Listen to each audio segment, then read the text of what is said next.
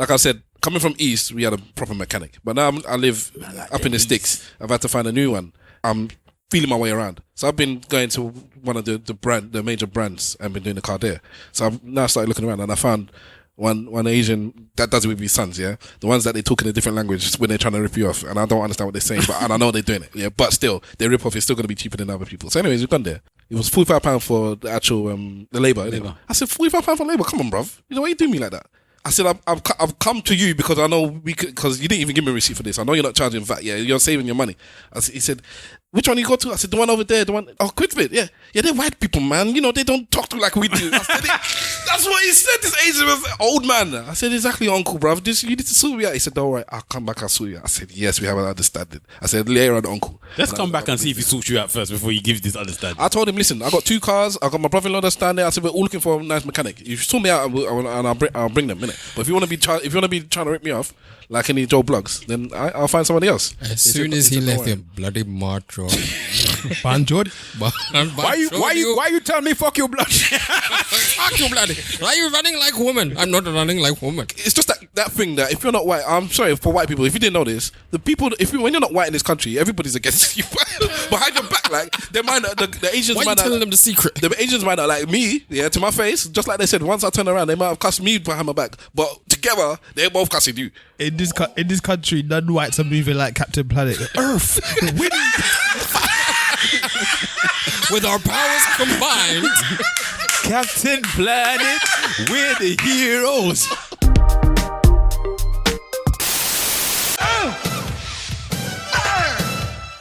Wind, water, go planet. By your powers combined, I am Captain Planet. Captain Planet, he's our hero. Gonna take pollution down to 0.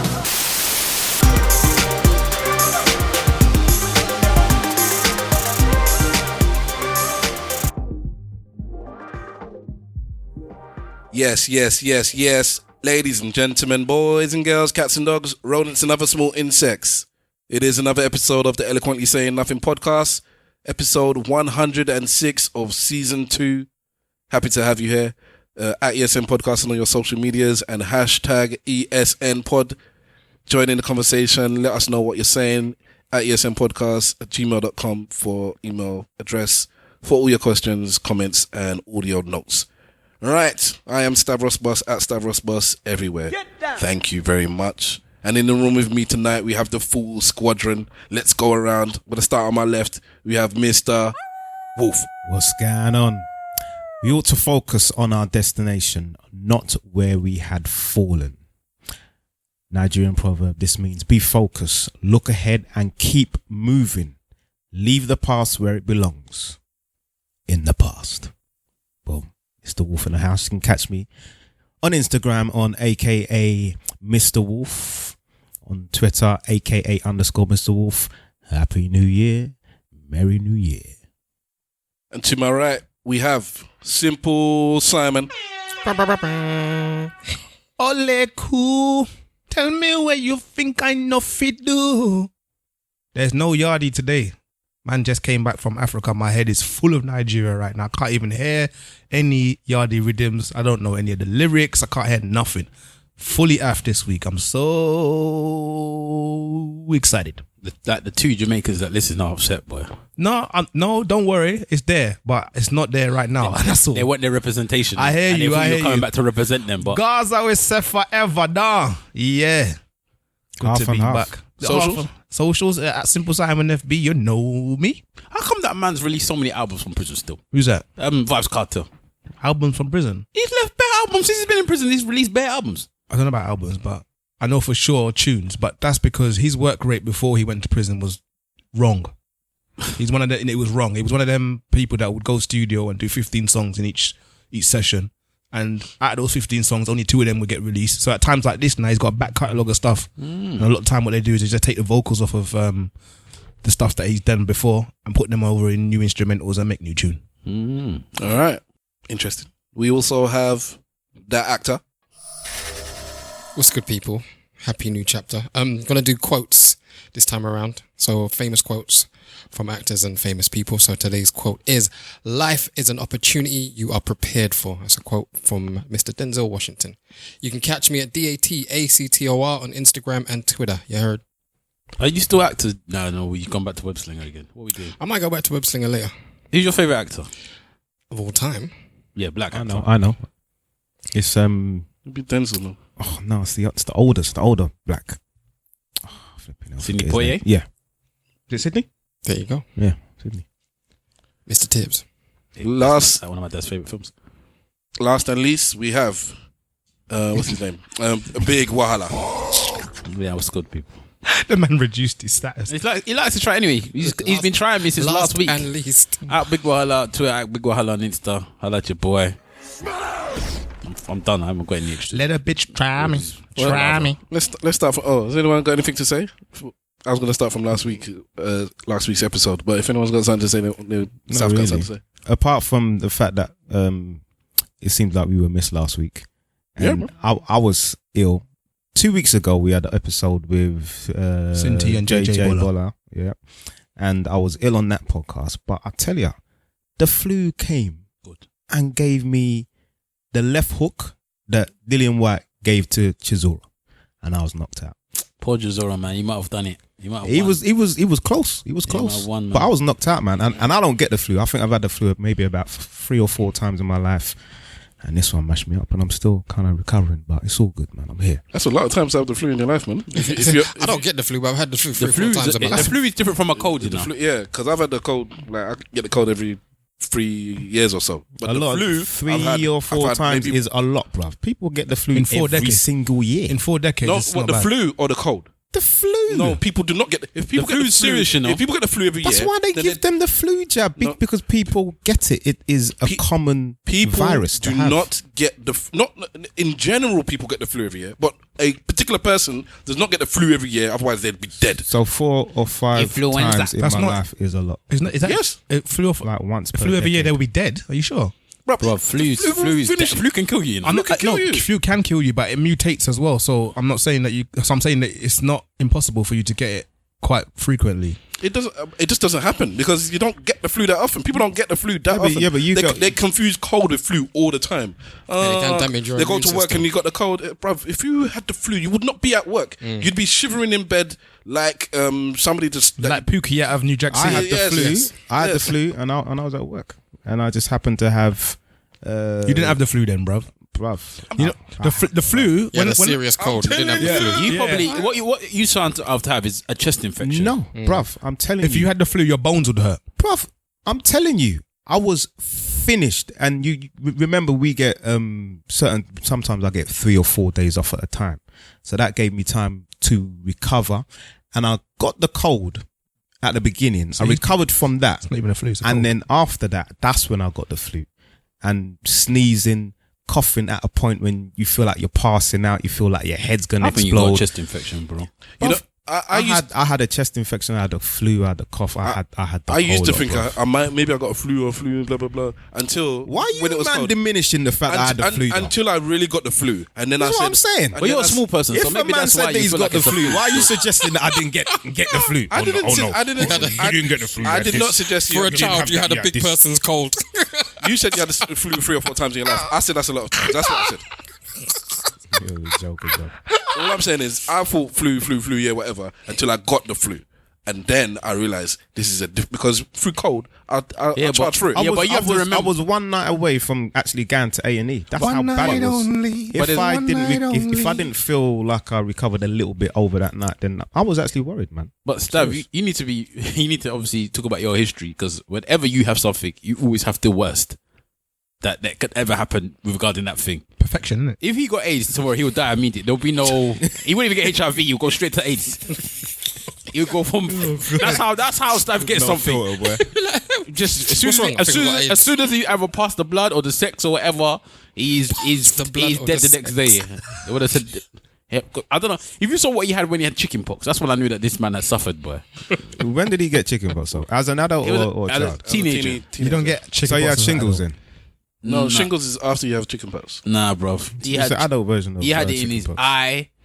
You had chicken pox in your eye. He had it everywhere. Inside my eyelid, yeah. He had it everywhere, man. And you You're like a petri dish, innit? you know, you know when they were talking about blackface. Yeah. He was the reverse with whiteface when they put the milk of not milk of magnesia. What's it called? Chamomile.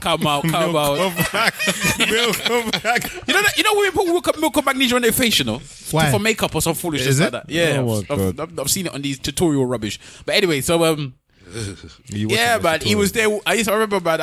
You know already. We just had the discussion last week about how me and Staff's relationship in the past. I don't feel sorry for Staff for most things. If anything happens to him, I just take it as karma. But this day, when I saw him the way he was, man, he was like he had his arms out straight. He looked like a zombie, basically. He looked like Walking Dead. Okay. Because he can't touch anything, because if he touches anything, it will itch him. This is how I know I'm a legend, yeah? Because my ones, they burst really easily. As soon as they touched something, it was just burst. And so it was blood all over my sheets. And so this is what happened. Blood on my sheets. I slept with my feet on the bed and my head on a stool. It's a cushioned stool, but that is how I slept, with the middle of my body levitated. Well, it wasn't really levitated, but it just in thin air, because I couldn't put my whole body on something. It was too painful. It was bad. And I slept. That's how you know. I could be in the army and sleep, boy. But you sleep everywhere, though. That's my point. This is when people, I can't go camping and sleep. I'll sleep. Yeah, I haven't done it before, but I'll sleep. There's creepy coolies, there's bears. I'll sleep. And no one else around you can sleep. You know how often I sleep in the living room? Every night, I'm assuming. All the time, man, because the wife is just, if I go in there, because I get home, I'm always late to bed. Wherever I get home, it doesn't matter what time it is, I'm in bed 4 or 5 a.m. And she's a light sleeper, unfortunately. So I might wake her up at 5 when I've gone in myself. She'll always check the phone as well. She'll always check the time. It bothers me to hell. Anyways, I'll knock, because when I sleep. Yeah, so I'm gone. And then I'll wake up, and then she's just there in the living room. Look what happened. I couldn't get to sleep again. Like, you stopped me from sleeping now. Wow. So I get to the point now, I just sleep in the living room. Yeah, sometimes. You know you can do something about that, though, innit? What does she want me to do? Like, I might get an operation on my nose. Sinus. Why didn't you just get one of those Darth Vader mask things that they have? I don't know about that. I don't know what you're about. And it can it's like you put a mask on before you sleep, and it like stops the snoring so much. Okay, I'll Have you tried look to into put the that. patch over your nose as well? I haven't. No, I haven't. Apparently those strips don't work. Well, there's a number of I different think things that you can do maybe to for black stop. noses. There's different types of snoring, though, isn't it? You already got wide nose, breathing on the white man's air nose. There's a snoring that if you move the person, then they stop snoring, innit? But Stivers hasn't got that. You know what might do lose it? some weight as well. You might have to breathe in some added that in there. aboniki for like 10 minutes before you go to sleep. It will clear everything, boy. It's not blocked. clear. I don't think it's You the didn't hear what I sinuses, said? man. It will clear everything. Everything. You are healed. Go forth and serve the Lord. In church, they don't bother with. I tried some in of Nigerian that, church, and they it don't helps. bother with holy water. They just spray with abenaki. Yes, one time, boy. That helped for a little while for me. But What's that, abonaki? yeah. If you rub abonaki in the right place, boy, it can fix you. I'm not even lying to you. I'm sure there's man that's tried it on their things before to get hard, boy. No. And then what's that going to do to the woman? Boy, they don't better than Nigeria don't care about women, man. In that capacity. You'll feed the fire in yourself. You'll feed the fire. I'm hearing something. Maybe you've just come from there. Were you watching the news? Yeah. Is there something about them raising the legal age for marriage from 11 to 18? yeah, I saw something. Yeah. There is a petition going around to try to get them to do it. The government isn't doing it. They're trying to force their hand. The thing about it is 11 to 18. Like, what kind of a jump is that? 11 obviously is too young, but then 18? so the thing is, Well, in 18, in some parts of the United States, it's 18, isn't it? No, to have sex. No, 16 for marriage, eh? Well, okay, I'm gonna let Simple speak. Anyway. yeah, with the marriage thing, the problem with it is that, from what I can understand anyway, they want to make it legal as in within federal law, but the marriage age at the moment is to do with custom and traditional law. You understand what I'm saying to you? Yeah, okay. And the big problem is up north is where that young age marriage thing is happening. Because The Muslim ones. yeah, with that lot up north. So they're trying to unify through federal law something that is currently sitting in the jurisdiction of custom and traditional law. So it's like there's a couple of things that are happening like that at the moment as well, with like women rights and all them kind of stuff as well. So it's a bit mad. Well, you know, there's a lot of discussions about women's rights in Africa as a whole, and especially West Africa, and a lot of times in Nigeria, about how women's rights is poor and they need to up women's rights in But the main certain countries. The problem is the same. The problem is that the custom and traditional law is what dictates how the women are being treated, and it's the federal law that's now trying to say we have to try and unite a Nigeria of all of these different tribes, of all of these different traditionals and all of these different customs about, you know, this thing. Because there was a case with a woman who her father didn't have any boys, and his inheritance was, she went to claim for his inheritance, and the court, she tried to do with the traditional. They said no, they're not having it. So then she thought she could go to federal court and win the case. Federal court says that we de facto to whatever traditional says in this particular argument, and that's a big problem that's happening now. Well, the problem with Nigeria is that it's too big. Too big for what? He's got everything. It's too. There are too many different.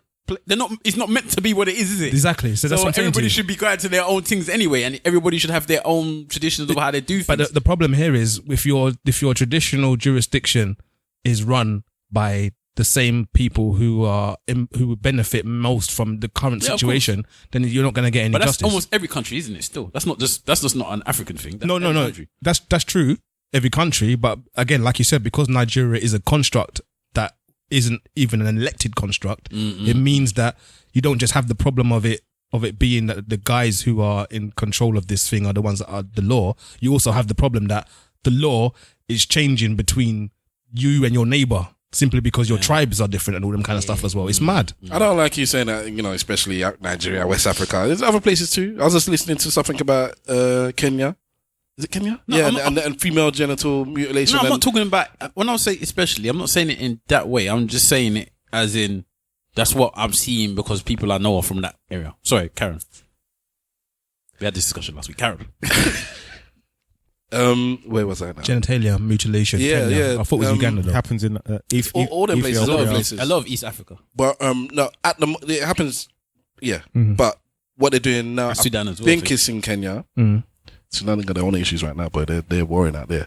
Is that when women come back from holidays to school, they want to check them if they've been if they've had FGM, because it's illegal there. If they've had what? FGM, female genital mutilation. Okay. Which is what do they call it for men again? Circumcision. Yeah, they call it circumcising women, where basically they cut them and stitch them. They cut off the clitoris, basically. And are you sure it's off, or they just cut it? They cut off the fun factory. Yeah. Deep. Yeah. Anyway, so but they do something. You do the research with that. I haven't. It's not something I actually want to know too much about. But they butchered a woman's insides as they grind. So from teenage years, and then they sew them up, and that's their female version of male circumcision. And they do that, but it's illegal in some places. But in Kenya, it's illegal. But they still do it standard. So when they go back to school now, they're saying, well, because apparently they have nurses in schools in Kenya, so they want to check all the students. But it's like, well, there's no reason to check the students because you're probably not going to prosecute anyways. Because who can we say did what? If it's already happened, it's already happened. Nothing we can do about it now. And then it's demeaning for the women that it happens to. And then on top of that, you kind of like, now everybody knows that it's happened to them. So you have the people that have had it and the people that haven't had it. And now you're kind of like causing the division between women. The problem with that is though, you can't understand the problem until you understand the magnitude of the problem. So although those women are not going to get any justice, how do we stop it from going forward? If you can put up statistics that say 79% of people between this age and this age have had this FGM, which then you realize that they're of a generation, which means you know that's their parents that have been doing it. Then the education starts like, yo, you know what? We have to let this go. You know what I'm saying to you? So in a funny kind of way, the activity seems like it's a waste of time, but you can't change unless you got stats, as far as I'm concerned. I'm gonna ignore Wahala anyway. Wahala's there just putting up his hand. excuse me, sir. He did it a minute ago and it seemed to work well. That's why I did it. It works. Go. All right, so you know them. Okay, so as all of us here, we like to pretend like we're traditionalists in certain aspects and blah blah blah. You know, we're culturally traditionalists, but then these are traditional things and they're cultural things that they have in their culture. So when do we draw this line where we say, you know what, this is madness and this is culture? That's a good question. I'm of rational mind, yeah, or at least I like to feel like I'm of rational mind, and in a sense, I am for traditional stuff. But at the same time, there comes a point where, as a sensible person, you can understand that this practice that was done at this time for this reason was done because the knowledge around the practice wasn't broad enough. We're not at a stage now where the knowledge may have increased and it may have broadened. So I can now understand, okay, maybe that doesn't make sense. If you have a boy, you're going to get him circumcised. this is something I'm truly thinking about. Because then what? Because it happened to me. And I said it like it was a victim. It's a victim. It happened to me, bro. do I have a choice? Did I have a choice? I didn't have a choice. If you had a choice, would you have got it cut? I don't know. If you could in your head now say, you know what, I'd rather be cut or uncut. Which one would you rather be? I like the way I am right now, but I don't know the other side, do I? The designer. I didn't know how I was before. You know what I'm saying? So I'm struggling with that one. I don't know if I would or if I wouldn't. So is it a question of knowing whether your human rights have been violated rather than your traditional? No, but even with the circumcision thing, right? If you look at it, if let's go away from superstition and all the rest of it. Let's just look at it from a Hygienic. a scientific point of view. Yeah, the argument for it being more hygienic is plausible. Yeah, the other side of me, because I am a real bush person, the other side of me says, why was it there in the first place? Do you understand what I'm saying to you? So there is dual purpose, but we can have a dialogue about that. Yeah, because a rational person will say, well, just wash yourself, because hygiene is just about being clean. But with regarding this circumcision thing, like I was having a discussion actually with one of my uncles about it, and he was saying that his son had a son, and he's Nigerian and they're from West Indies, and from their particular wherever they're from, that family, they don't do it, and they was like, we're not doing it, and he said, are you mad? The boy's gonna get cut, and he was like, if you're Nigerian, if you go to Nigeria and they see that this boy's not cut, he's gonna be an outcast. Yeah. He's gonna be an outcast that he's not being cut. Then they both were still bringing up religion because they're both Christian families and very Christian. And then this is where I said, where do people, even someone like Mr. Wolf that's quite religious, where do you draw the line between religion and tradition? Because he's like, I don't care about what the Bible was telling you, whether the Bible tells you to do it or not. Because there was like in the Bible, it's saying this and it's saying that. And he said, the Bible of your Bible is saying this. Nigeria say this. That's what we do in our culture. Where you're about, we cut. Hold on, the Bible says do it or don't do it. He was saying the Bible's saying said that you do it. Where? Where does it say that you do it? Somewhere. I can't remember. See, that's what I'm saying. I don't think it does say that you do it. It does. It says that you must. Let me do a quick Are you sure the Page Bible said it? Because $142. I thought the cutting was a Jewish thing, not the Bible thing. That's right. Yeah, but So I don't think it's a Christian. Old Testament then.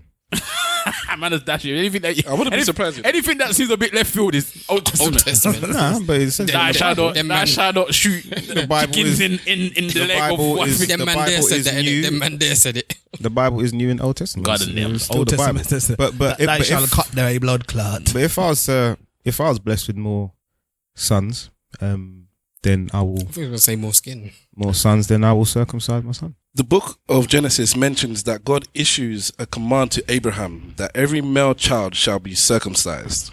Right, so it does say it. In the Old Testament, yeah. Apparently, and it is performed Abraham- on the eighth Abraham day will be after old. the birth of the baby boy, as instructed in the book of Leviticus. So, for example, My favourite book. in the seventh day, in the Yoruba tradition, 8th day.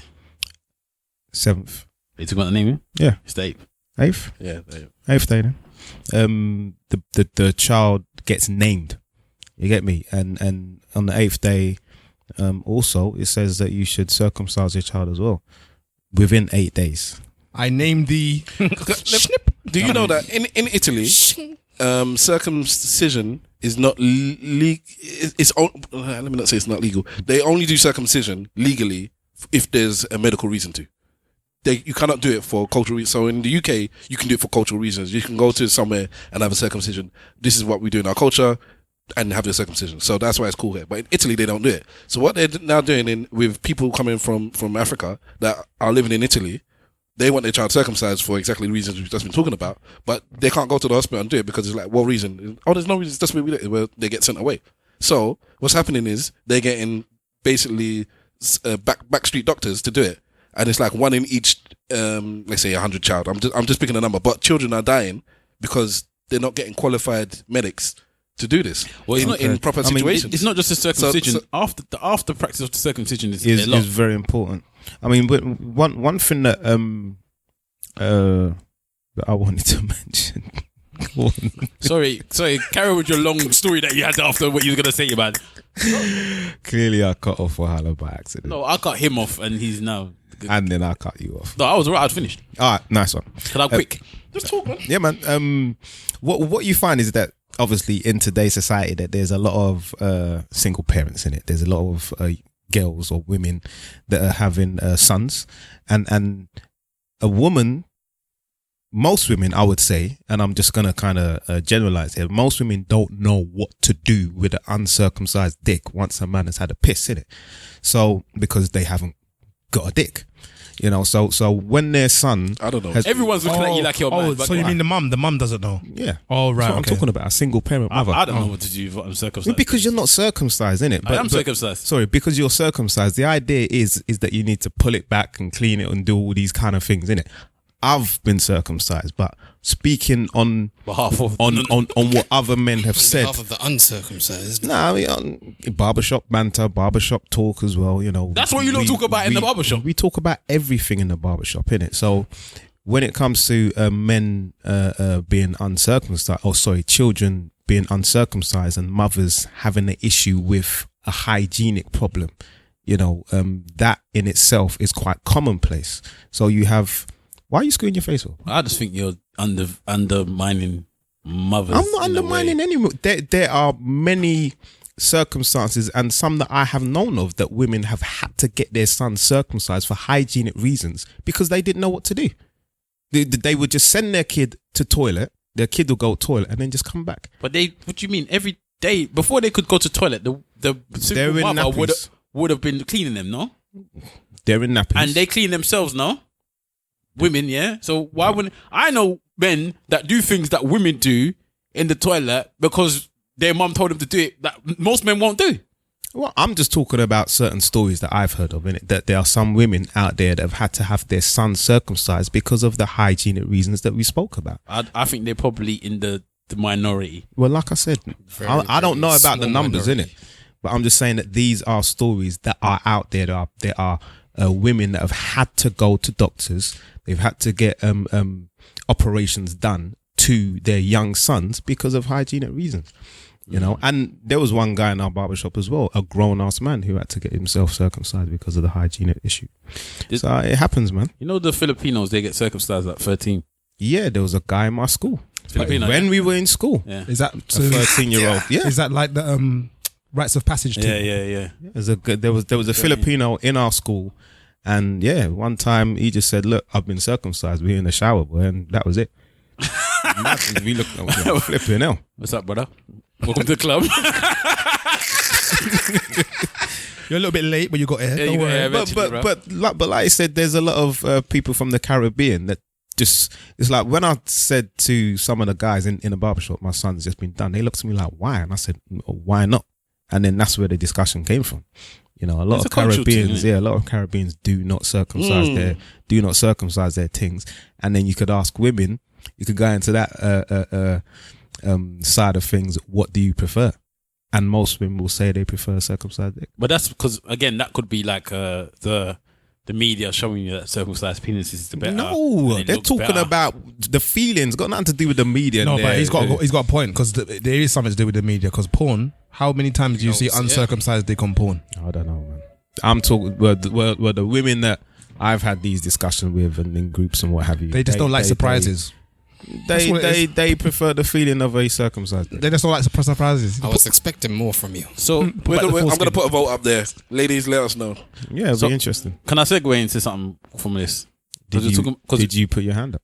No, because we were talking about young ages and 11s and going up to 18 and whatnot. So I watched the Surviving R. Kelly thing yesterday. I've only watched part 1 and 2. What is it?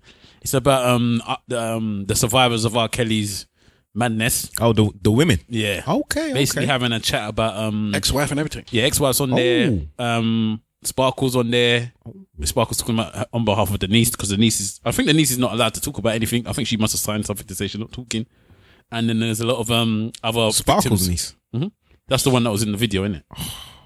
I don't know who Sparkle is. Sparkle was one of his artists. You better be careful What you doing, man? 2 years, I'm a something. That shows you I don't listen to. Wait a minute. To R&B. But go on. Okay, but so yeah. Anyway, so they was all on there, and one of the things that I noticed it's been trending everywhere on Twitter. This R. Kelly thing. We knew it's going to be big anyway. But one of the things I noticed on the R. Kelly saga, which is it's disturbing in a way, is that most of the victims that was on there, apart from the one that was in the video that was 14, have been 17. All right. So they're 17. I was 17. Just above the legal limit. I was 17 in this country. I don't know about in America. That's what I was saying. 18 in some. I don't know if states, it's in America, but all that stuff that people are saying is disgusting, is this, is that, is disgraceful, perfectly legal in this country. And it's mad. It's like all these things that we're saying, this guy's a this, he's a that. If he came to England, there will be no issue with what he was doing. Well, there'll be a moral issue. Well, that's the point. It's but moral. there is no actual. But again, That's why he's not in jail, because he hasn't done anything illegal. Well, the 14-year-old obviously one is the one. But again, this we had this conversation about consent, the age of consent, a long time ago, yeah. And one of the things I was saying is, what is the age of consent? And the reason why I say that is because it is totally geographically by design. It's totally geographic by design. So, like you said, in this country, 16 is the age of consent. Somewhere else in Europe, I think it goes down as low as 12. Yeah. So, at what point?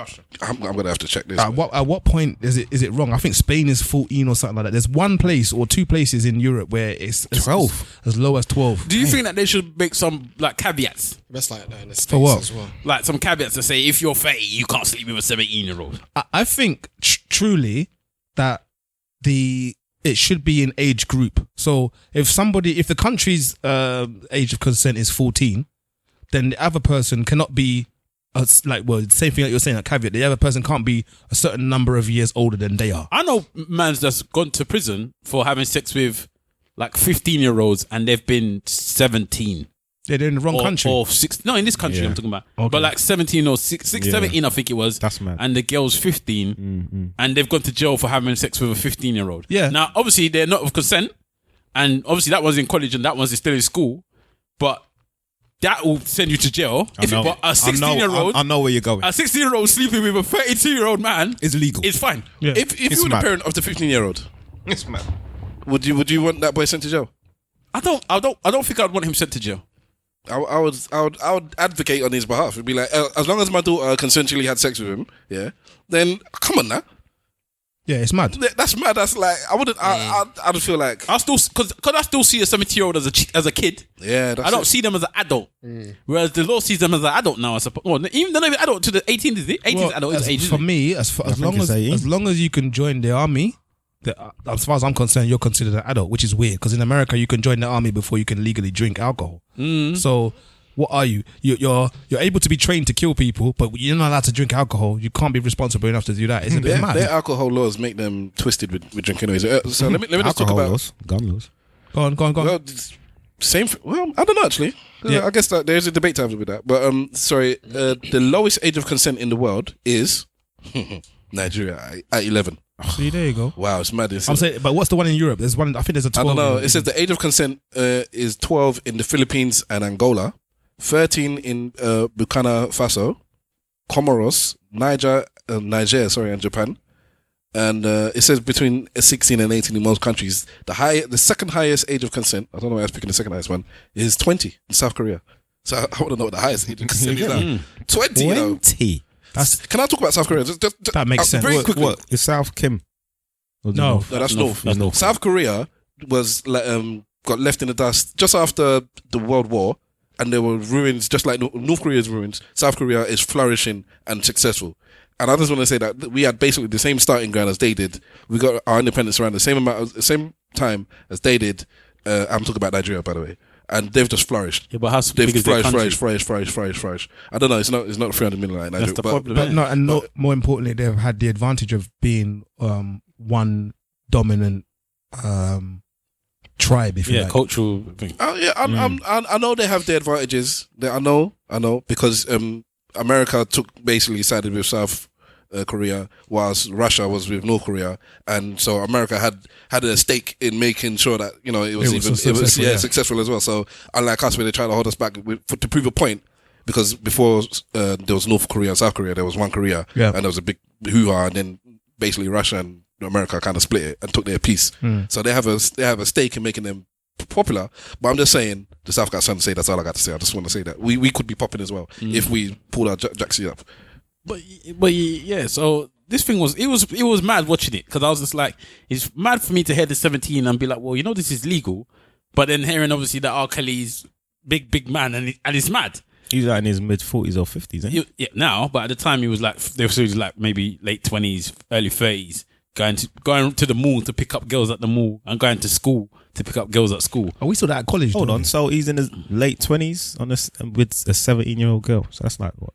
So maybe, 12 no, years? I'll say he's like 30. I think it was like 31. The girl that was talking said he was like 31, 30, no, maybe even a bit later. And he asked her, how old are you? And she said 17. And he was like, yeah, that's cool. Remember you had that interview when he went on the man's show and they said to him, let me play that actually. I would That was so wrong, bro. You know, what's young? You know, what's the, Yeah, but what do you mean by teenage? No, yeah, but taking into account what we just talked about, the age of consent around the world, the question "what's young" then starts to have some. But he looked dodgy, Bro, he should have just said no. And done with it. He looked wrong when he said that, man. 19 or say 19. Even when he was singing to them South Africans, boy. Yeah, but he's just something. They talked a lot about that as well in the program. Do you have your I passport? don't know if you want me to get into it because I don't know how many of you watched it. But Talk about it. I don't mind it being small. I don't mind that being small. Because basically they were saying that there was a woman, like a psychologist, I think she was, that spoke about how people behave in certain things, and there was like when you want to cover something up, you either do it two ways. You show yourself as holier than thou. So then when anything happens, they'll be like, oh, he can never have done that. So they was like, the things where he was doing all the gospel music and blah, blah, blah. People will be like, this man is singing, I Believe I Can Fly, and all the gospel songs he's singing, how can he be a paedophile type thing? And then they said, it's the other way is to be extremely outrageous to the point where people will just accept it. Well, you're outrageous. That's the type of thing you do. So when he's going around doing all of this sex, that, all of this stuff, all of that stuff, it's to make you look at him and feel like, well, it's R. Kelly, innit? There's nothing you're gonna. What do you expect from somebody like R. Kelly? And that was it. And they were talking about the lyrics of some of his songs as well. And he wrote "You Are Not Alone." He wrote that, for Michael Jackson. And apparently, he wrote that song because of a girl that one of the 17-year-old girls. He got pregnant and she had a miscarriage, and he wrote that song for her. Wow. Can you imagine? So there's bare underlying lyrics that he's got in his tunes that people are like, boy. Can I just play this clip? Play it. Do you like teenage girls? When you say teenage, how old are we talking? These guys are Girls who are Look at the man's face. The man looked at him like, what? He said, girls who are teenage. Like, what? What kind of question is that? R. Kelly. But he's obviously thinking, what are you talking 13, 14, 15? Or you talking 17, 18, 19? Bro, that's probably what he That's a couple of years ago. R. Kelly's in his late 40s. Teenage. What exactly? Yeah. I'm not trying to suggest that he was. And his brother, one of his brothers is a bit dodgy as well. Because the other brother, one of them was in prison. And they was talking to him and he goes, look, no, it's a preference. I like women, or older women. And he likes young girls. And I was like, bruv, they're not helping your brother in any way, shape or form coming to say this shit.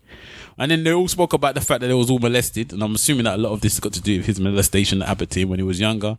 But molested by who? I think they were saying, they didn't say who. But there's been speculation it might have been their sister, yeah. Do you know what's so sister? I heard something. Do you know what's so mad though? I'm not invested in this R. Kelly story, and I realised now it's because I didn't really listen to R. Kelly ever. Never did I. So, like, when we were raving and stuff, R. Kelly come on, it was time for me to go to the bar, get a drink. Like, step in the name of love, I'll step into the bar. R. Kelly is funny thing about that is though, sorry, everybody knows an R. Kelly song. Maybe, but I couldn't sing a whole song from end to end because I never listen to I don't listen to it. Aside from In the Closet, is the only one. I'm not trying to say that this guy is a moral, is a good person, but aside from his madness, musically and what he's done, he's a genius. Yeah, we don't have to go into that though. No. I'm not saying that we don't have to go into that, but what you're saying is that that you didn't know any R. Kelly songs and you're not invested by it, but the whole world knows this man and he's so popular because of his talent and because of his music, and that's why it's such a big deal. If he was just any old person like Mark Morrison, I don't think that people would give a shit. Would you say musically he's a genius because he hid his molestation through his music? No, I just think that's what they're saying. I just think that he is a talented musician. Hold on, wait a minute. And that's part of the reason why this is such a big deal, because he's not just any old riffraff person. It's not just that. It's because he's getting away with it as well. Yeah. If I can see getting away with getting away with what? Well, because immoral actions. Yeah, Immoral, and that's the thing. And You hold can- on, but there's that video. That I haven't seen still. Thank God, of him having sexual stuff that he got with a away with 14-year-old, and he got away with that. So if everyone sees that, even if that's just the one thing he did, she was 14. He paid her off, innit? It doesn't matter. I'm she not was saying 14. that it's the right thing. It was recorded. The whole world saw it. Just from that, you should be chastised. He might not even have paid her off, though. But you don't get done for being immorally incorrect. He might not have paid him off because he's, again, this is what they're just. I told you what happened with that before, right? What's that? That the girl's mum, the parents or the mum or someone decided that they didn't want to put her through the trauma of trial. Yeah. So they pushed it off, and then that was it. They sent her to stay with her aunt or something in another state. Yeah, and that's why you don't see. Yeah, in this thing, you don't see the pictures of her. The trial just kind of like dissipated because she wasn't there to defend herself.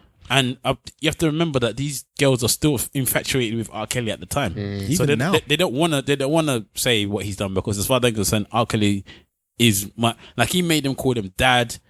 All of this, it's like a lot. They call it psychological whatever. It's grooming. It's grooming. Yeah, basically, it's more grooming. There was a lot of people that was online dishing out some.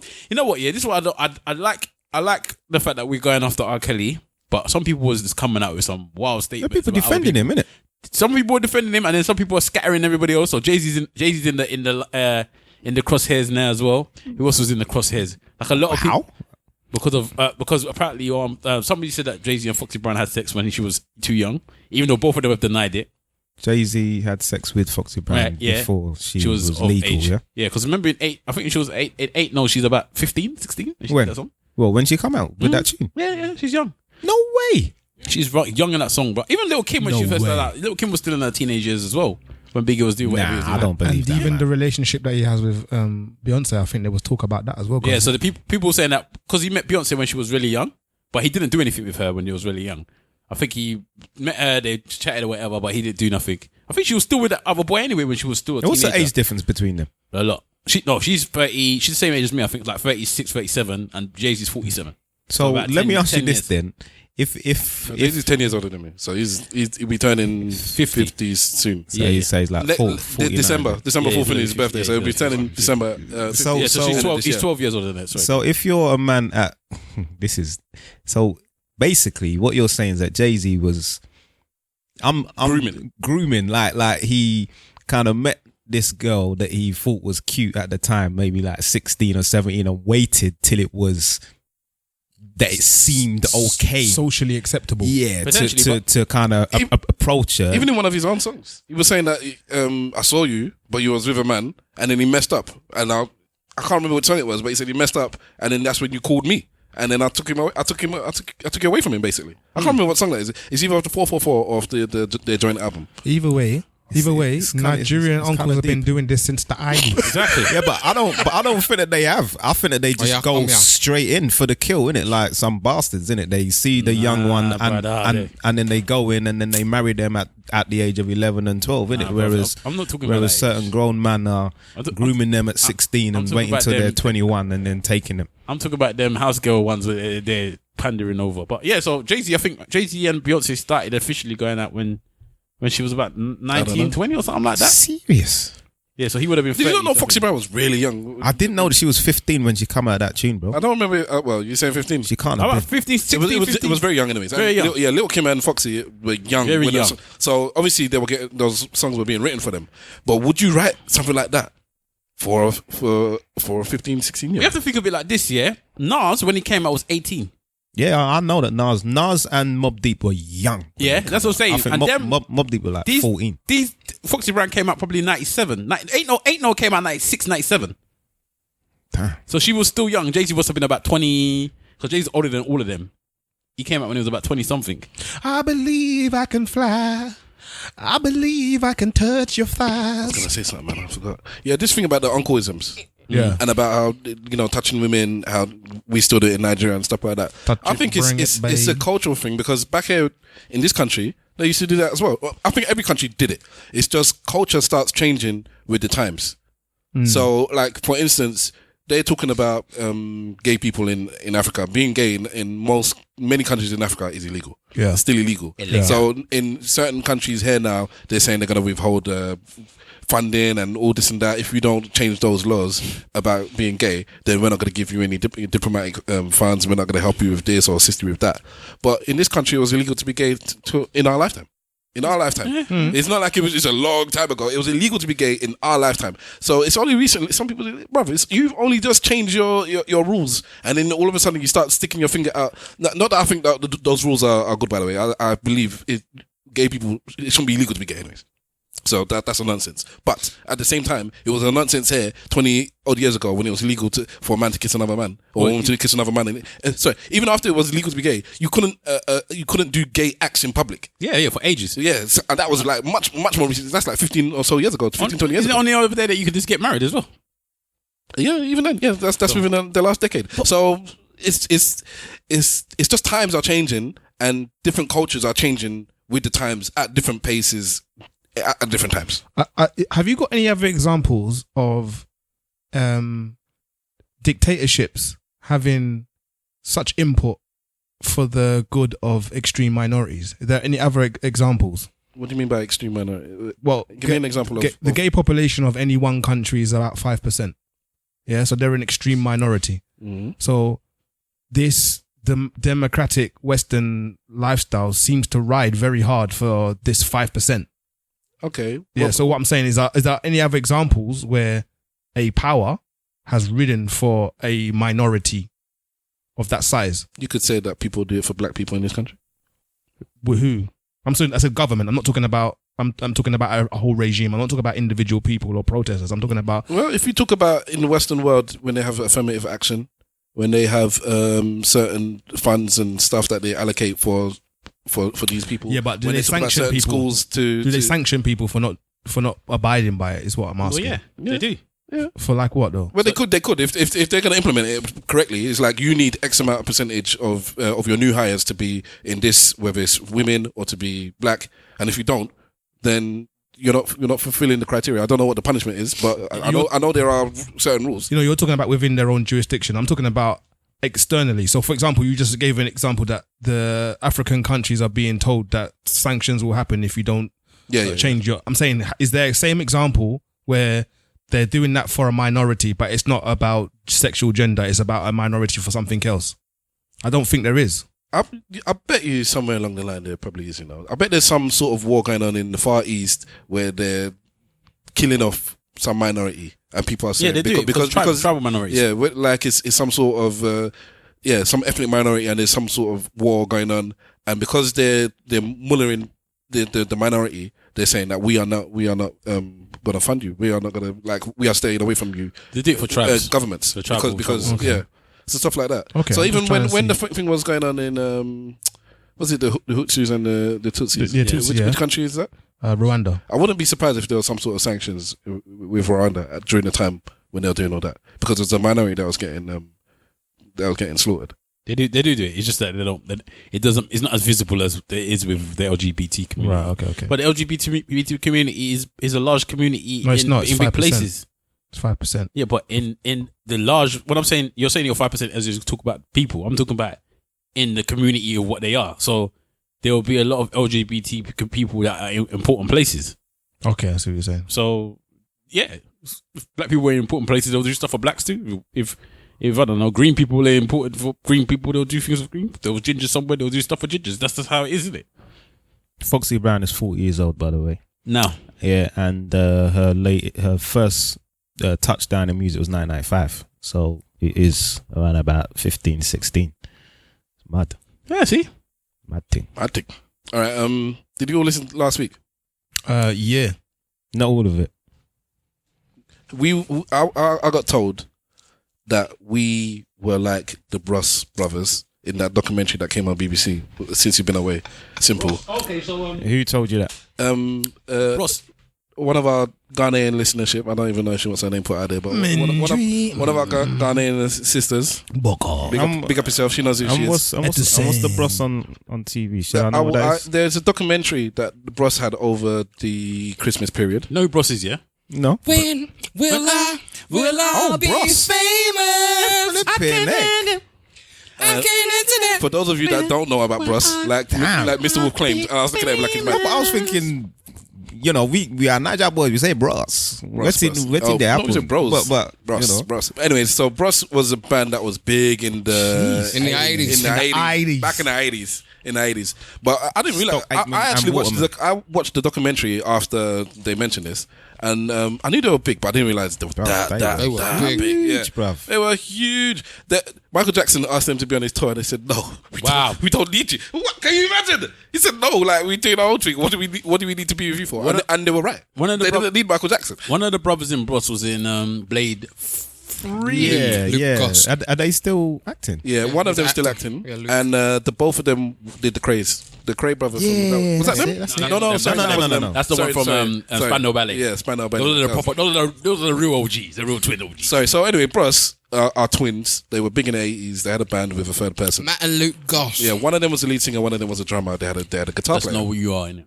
All right. So the lead singer got all the pussy. Some of it. No, because both of them. To be honest, it was the bass player or the guitar player that got nothing because all they cared about was the brothers. I didn't even know someone else was exactly. It was three of them. Remember the logo had three of them doing that thing. Yeah. It was No, I don't think it was a brother. I think it was just. Is it just a bedroom? I think it was a bedroom. That's you. Apparently, the lead singer. The lead singer was the outsider. The drummer and the guitarist were looking for a singer. That's why I'm saying I'm the lead singer. You two started your thing. Can I finish? And they did an audition for singer, and the brother said, "Can I do it?" And they just ignored him basically until nobody came up. So he sung, and then obviously he's my brother, and so they just put him in the group, and that was that. He was a good singer at the end of the day. So that's how Bros was brought up. So he was the last member, but he was the most popular member, because you're the front person. But anyways, that is not you, Allah. They had some beef during their time, and then they broke up after like massive success. Probably at the height of their no, not at the height actually. They had like one top. Apparently, they had a number 9, and that was a flop for them. Oh wow! Because they went to number 9. So anyway, the charts back then was mad. They were like, you have to remember back then you had to sell 400 to 500,000 songs to be in the top 10. Like to get to number 1, that's what you had to sell to get to number 1. It wasn't you stream for a couple of hours, get your friends to stream it, and you get to number 1. So, but basically they had beef, and the beef has got worse and worse as they got older. It's not like, oh, you were young at the time, you were famous, and well. The older they're getting, it's worse it's getting. Sound like the Gallaghers, isn't it? So I watched this thing, and I was like, they were the first Gallaghers. Yeah, I said, let me watch this thing and see what this woman is talking about. And I'm watching it, and I said, oh, I didn't realize they were that big. And I'm watching it, and then I see them going and pay. I'm like, we're not that like that. And then it got to about halfway through, and they were rehearsing for a comeback show, and then they had a beef during this rehearsal, and I was like, yeah. And what everybody else says about us, which is what I'm going to ask you guys in a minute. Because if you heard last week, we argue a lot. And what everyone else said about us, I felt, wow. Because not only was it cringe, it was so cringe watching it. And it was like you were on tenterhooks. Me, I'm watching it. I don't have nothing invested in these people. I don't care. I'm just watching the program. But even I was like, please don't let it happen, please. It was so destroying. And I thought, if that's so destroying, because you're watching these brothers that clearly they love each other. Clearly you can see they love each other, but they're just going to you can just see it. They're going to argue, and they're trying not to, and they're trying to at the same time. You can just see, and it's like you can just see. Just go down there. Just say this. Just don't do that. But you can see it. It's like they can't stop themselves. Was jealousy even play? The drummer did say that he was jealous of the main singer because he got a bit more. But I don't think it was like a massive thing. But he did say, yeah, he got more accolades. Yeah, than me. Okay, so that is gonna be my stubborn says then to watch that Bros documentary because it was decent. It wasn't like the best documentary in the world, but it did that little bit because the bits before and the bit after I don't really think is necessarily completely like us. But that bit there, just when they're rehearsing, so anyone that watches it is when one of the brothers walks out. That bit I would say, yeah, that is like us. And it was not nice to watch. It wasn't nice to watch. It was uncomfortable. That's the word. It was uncomfortable. So when people talk about us, and it's like, it's uncomfortable when you do that. I don't feel like I don't want to be in the same room when you're doing that. I just want it to stop. I get it now. I get it. Oh, the pin dropped, did it? So yeah, because last week we said, do we care about what other people think when we're arguing? No. Yeah, but I don't care. But I can see why. Oh, I get it now. When you got a guest here, and then you start arguing and shit. You feel sorry for the guest, didn't you? Like, What guest? I don't really feel sorry for them. What guest? There was no guest. It was just me and him. No, No, I'm we saying have in the guests past, here. we've had guests in And the you past. lot and argue. you I find two it- walk out I with- find it mildly entertaining. yeah, I do. in I their do. handbags, man. But I have a very, very warped sense of entertainment. So Okay, so let's touch on a couple of the things that were said last week, yeah? Because I hate you too. a few people came in and said that we should have. I said it at the time that it would have been good to have somebody else, a mediation. a mediator, and he said no because they will chat rubbish, basically. Right? Yeah. But I still think they should be the mediator. And some people said maybe yourself or Mr. Wolf. I still think my sister would have been the best one because she's been there from the very beginning. and because you listen to her. yeah, both of us would listen to her as well. Agreed, Mr. Wolf. I also agree with that. So No, she's wrong. okay. But there was one thing that he said that I found quite interesting. What's and that? I'm gonna ask you guys now. He said that people that talk to me, what did he call them? Passive listeners or something. Yeah. Do you Passive listeners. I didn't Basically- say people that talk to you. This I'll is say, it's very okay, important. people that I like or something. People that you count, not they count you as a friend. Okay. The people that you count as your closest friends are passive listeners because they're happy to stop talking when you overtalk them. They're happy to. Oh, passive listeners of him. Yeah, and when I say happy to, I don't mean, oh yes, please talk over me. I mean, they deal with it like, okay, you're talking, I was talking, you were talking, okay, I'll deal with it. And I'll just listen to you, what you have to say. Those are the people that you feel closest to. Do you feel that that you have these attributes, all of you? I accept you for who you are. So I don't know if I am a passive listener. I personally think that I'm very good with managing people well in terms of their different characters and personalities. So I wouldn't say that. Not that I'm counting you two, anyways. But he asked me, innit? So I don't know why he's asking you. Because I'll count them as my close friends. Because he's just asking, innit?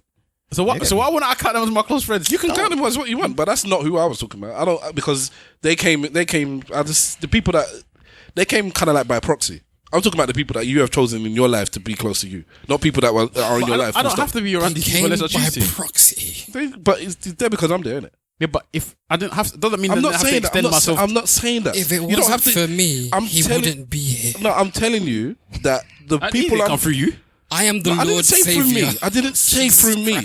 This is my point. He's changing what I said. I said they're there via proxy. You didn't decide that outside of family, outside of friend, it's family basically. Outside of family, these people I want to be close But to. then doesn't You didn't make that decision with Mr. I'm talking about Mr. Wolf and the actor here. You didn't make that decision. They're here. Whether you want them to be close, you're not listening to what you're not. I am getting- listening to what you're saying, but They that's were- almost anyone, though, isn't it? No. Well, if I'm put in a situation where I'm in school and I have to be around that person, then I kind of have to be around that person.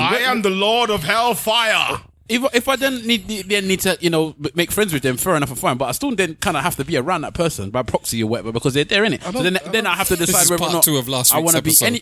No, this is not. We're not arguing here. We're having an actual conversation. I said here. by family, so you're talking about other stuff, and it's got nothing to do with. So only family you're referring to. Yes, because outside of that, you go to work and you decide who you want to be close with or who you don't want to be close with. You go to school and you decide who you want to be close with, who you don't want to be close with. Yeah, I'm not saying you don't do that with the people that the family bring into your circumference. Yeah, but it's just different.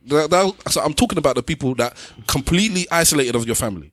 You have decided once and for all because all right, Mr. Wolf and that actor will be in your life whether you like them or not because they're in my life. True or false? In my life. I don't know. Okay, because for me it's like I don't get that then. Like but all right. Let him continue. No, because all right, you two were asked me, groomsmen at my wedding, yeah. Yes. And it's my point is you're there because you're my bedrooms. By force. And he was my best man. You would be you're in each other's lives. Yeah, but I'm full here, stop. But I'm not whether you like them or not. But I'm choosing to be with them every week now. So it's not even a case you're of not getting what I'm saying. I'm not saying anything to do with whether you chose them or not. You're going down that road. You don't need to go down that road. Does this make sense to anybody else? I'm saying the only people I am talking about are the people you chose independent of your family. So if you want to talk about these people, that's fine. But that's not who I was talking about. So that's fine. Okay, so You get what Simple I'm saying? Simon then. So that's what I'm saying, yes. So it's him you're talking about there, Him basically. and Rana. But that's the only two friends that you know, really. No, there's others. There's women. And you think that one is a passive listener? They listen. No, passive listener. Okay, anyway, but you can ask whatever you want to ask because of all the things, that's the one thing you want to talk about. No, that was one thing I wanted to speak about. There's more stuff I wanted to speak about, but you've decided that's all I wanted to speak about. But I was just saying because they're here now, innit? So that's something I was wondering whether they felt it was that way. And did they? And another, what was the other thing that I wanted to talk about beforehand? That you said that what was it? We were talking about, and then How simple though? The Wait, question that you asked me. What, is it a passive listener? Yeah. Yeah, go on then. The interesting thing here is Wahala's conversational style is different when it's one-to-one to when there is more than one person in the conversation. So in a one-to-one conversation, all of the things that you see in the forum that we're in now, I don't see them. Apart from when he's talking to me? Probably when he's only talking to you, yeah. Okay. But outside of that, if I'm having a one-to-one conversation with Wahala, we don't have the problem of cutting and interrupting or what have you. I don't know if that's because we have very, very similar mindset. So some of the stuff that gets said, we set each other off. So we'll be talking and we're thinking the same thing coming towards the end anyway. But there isn't that same level of overlap. There's more overlap here when we're talking, or when we're in groups when we're talking, than there is in a one-to-one conversation. So I don't see it in that regard. Very sorry about that. Better be sorry. Man's got the whole ringer here now.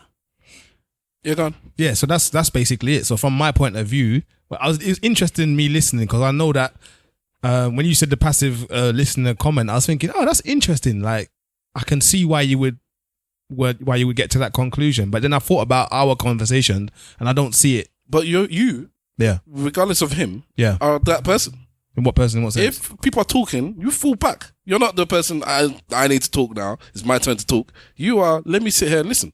I'll study. But it depends on where this is what I'm saying. You're talking from what you know. Okay. I know him. But he and I can't, know but he can't talk for himself, innit? Okay. But you're talking for him. So I'm telling you what I think, and then he can say, no, you're wrong. Or he can say, yeah, I see your point. Wahala was telling you what he thought as well. But I can't speak because No, whenever I speak is a problem. I'm talking to Simple, and Wahala then starts talking to me. But I thought you were talking in a group. I just mentioned Simple. We brought up Are Simple. you that type of person? I Simple? said, personally, I think that's the way he is, full stop, regardless of you. Outside of you, that's the way he is. I would co-sign that. So if you're telling me, no, I'm not. I forget being, there's definitely you don't want to be center of attention. But you could say, no, I like to be in the mix of things. You could argue that. But I would say that's, from my experience, obviously I don't see you at work. I don't see you one-on-one with your missus. So with that said then, he is not a passive listener of Wahala. He is just himself. You know, this is the thing, man. Am I chatting shit? I think we're so stuck on Wahala. I think he's saying that the person's just a passive listener, and that's who I pick to choose to be my friends because they're passive listeners. All right. And the other person that you picked is the one person that will clearly, when I'm talking to him, sharp. That is true. I'll just carry on chatting what he's chatting. So no, you're wrong. You've just decided that because you've decided that about me. I've made an observation. Okay. And if I'm wrong with my observation, then you could just say, I think you're wrong. Okay, fair enough. I think you're wrong. I think that you, but I do think it's because you think I've got this celebration. Hulk smash. How can anybody else? How can these people? Because you got this thing about how can anybody be your friend? I don't know. If you wasn't my brother, you wouldn't be my friend because I don't know how anybody can be your friend. And I'm assuming that you're thinking the only reason that these people can really be my friend is if they're this type of person. I just wanted other people to comment on last week. Okay, go on then. You control the conversation. I don't want to. I wanted them to talk. Yeah, but you have to ask questions. I don't have to ask questions. I said you listened to last week. Talk about it. You were talking. They were talking. And then he said he wanted to ask that question, and he asked the question, and this is why we've gone on this tangent. Did we get any further comments other than our lovely Ghanaian that listens every week? Somebody, yeah, just a couple of comments, nothing major. Just that one, just because there was a documentary for me to watch and to study. That's why I brought it up. Everything else was, it's interesting. It was nice that you two talk. I think because I know that your arguments aren't necessarily based in hatred, I find them wildly entertaining. I do. Like, I almost sometimes count down like it's gonna happen any minute now. 5. They're almost like the epitome of sibling rivalry. Yeah, it is. It is civil rivalry in personified. That's what it is. And because I don't have that problem, well, not problem, I don't have that circumstance where I have that sibling rivalry. I like to see it. Again, like I said, I've got a warped sense of entertainment, but I find it massively entertaining, especially when the two of you start going off on each other. It's funny. Can I ask a question? You may. Wait. Steph, can you ask a question? He didn't put his hand up. You can ask another question. I'll share us though. The Hitler salute. Go on. Gaza. But because one thing I do find interesting in these types of conversations that we have is that Stav always believes that he's very self-aware of himself. Self-aware. And like he knows who I am and I know who I am and Yeah. this is how I act and he, I don't know whether he feels that I'm very self-aware of myself. I'm assuming he doesn't think I am as much as him. So you lot that's here now, do you think that he's aware of how his behaviours are seen and who he is? No, I don't think he's aware of how he's perceived by other people. I think you have a belief that other people see you here when they don't actually see you here. They see you like there, trying to be there.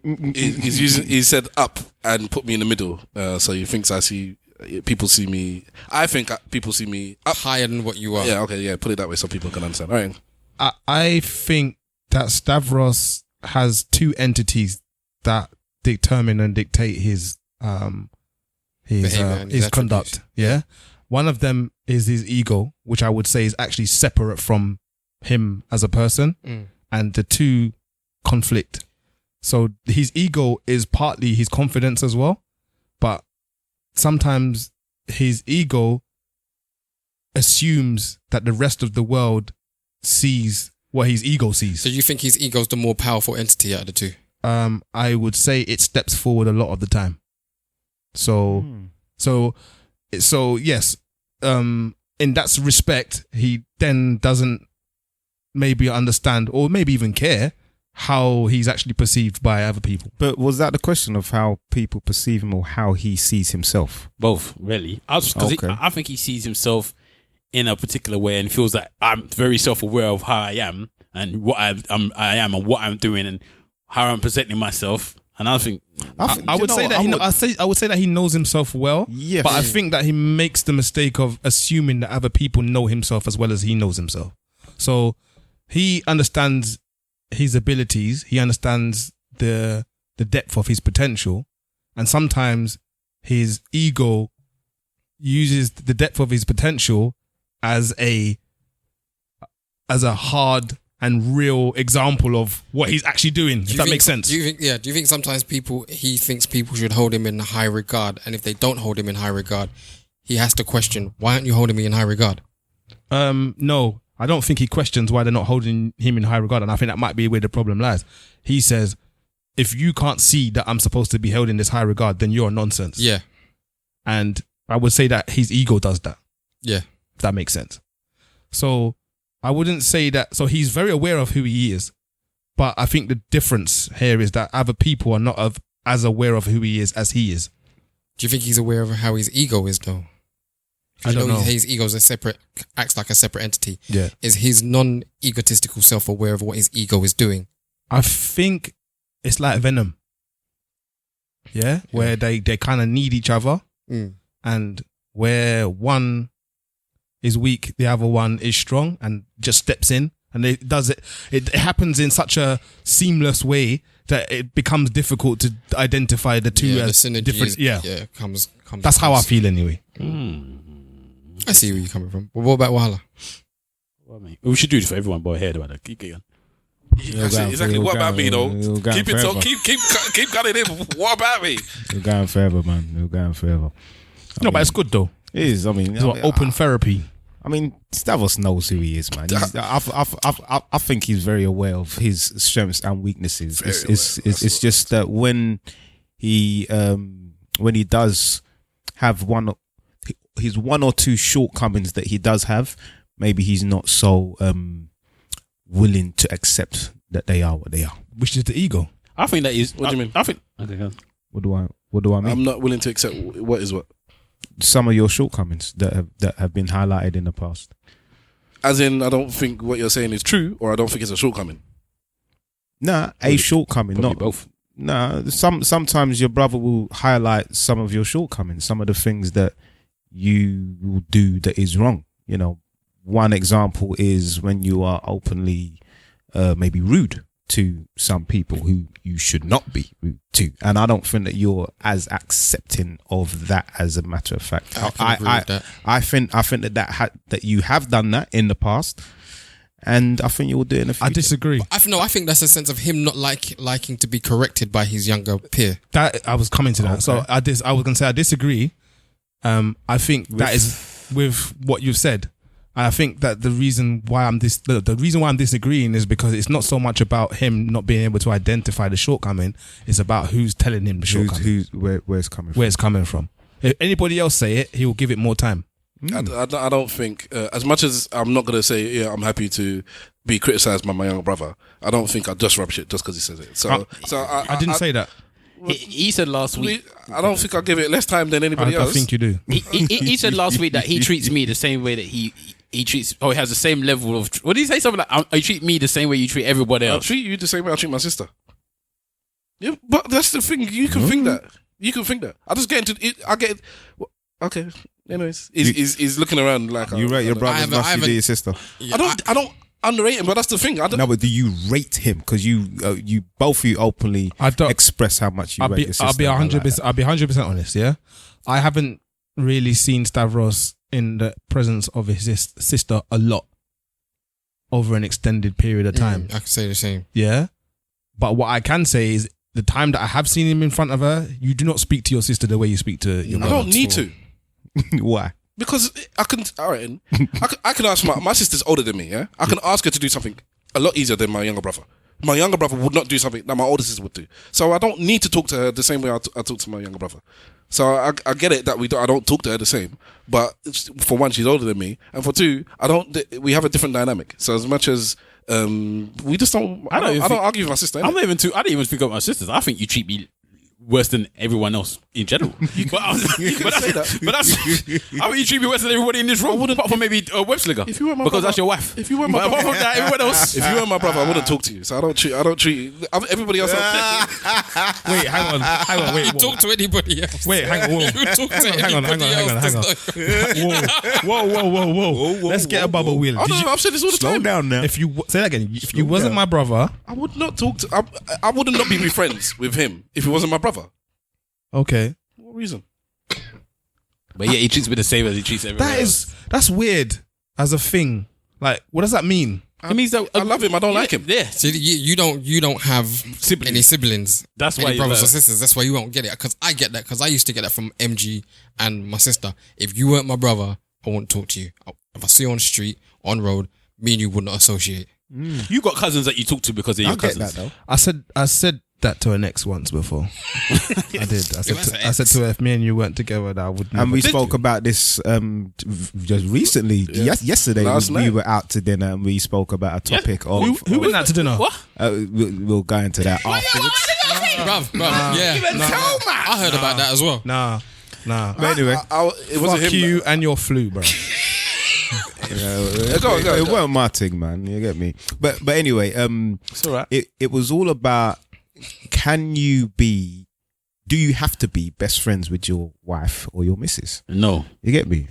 So you should have been there to back me up. That's what I'm saying. Only man that said it as well. No. Because the whole idea was that, well, by some is that you have to be like that. It has to be your friend. Put it this way: when I went around the table and everybody said, "Yeah, of course, I could." I said, "And have you married?" They said, "No." I said, "Okay, there you go." They did it. That's it. I never even engaged. No. Well, that's it. They did it. You don't have to be best friends. Go keep looking for your best friend. No, I don't think so either. I think a lot of people have that problem, and that's what, just like what Stav's saying now. That's why they're not getting married or not finding relationships because they want their best friend. You've got a best friend. Be happy with the best friend, or marry that one. If not, marry the person that you're here. You've got a best friend separate. You have a separate friend, wife, friend, wife. They don't have to be the same. Yeah, you're compatible, innit? It doesn't mean that you are bona fides. What did you say? I'll co-sign Stavros. You don't have to be my best friend. No, I just need to like you. Enough. Yeah, sometimes you don't. There's bare man that don't like their wife, you know. Yes. But those ones I don't get. They love their wife, you know. Love her to death, but do not like her. No, I get the ones where they don't have to be your best friend. That's cool. But like somebody said, you have to be friends with them. You have to like them because there are men that it's like they don't want to go home to their wife. They're finding reasons to go to the let me come on, bruv. Let's do something after work.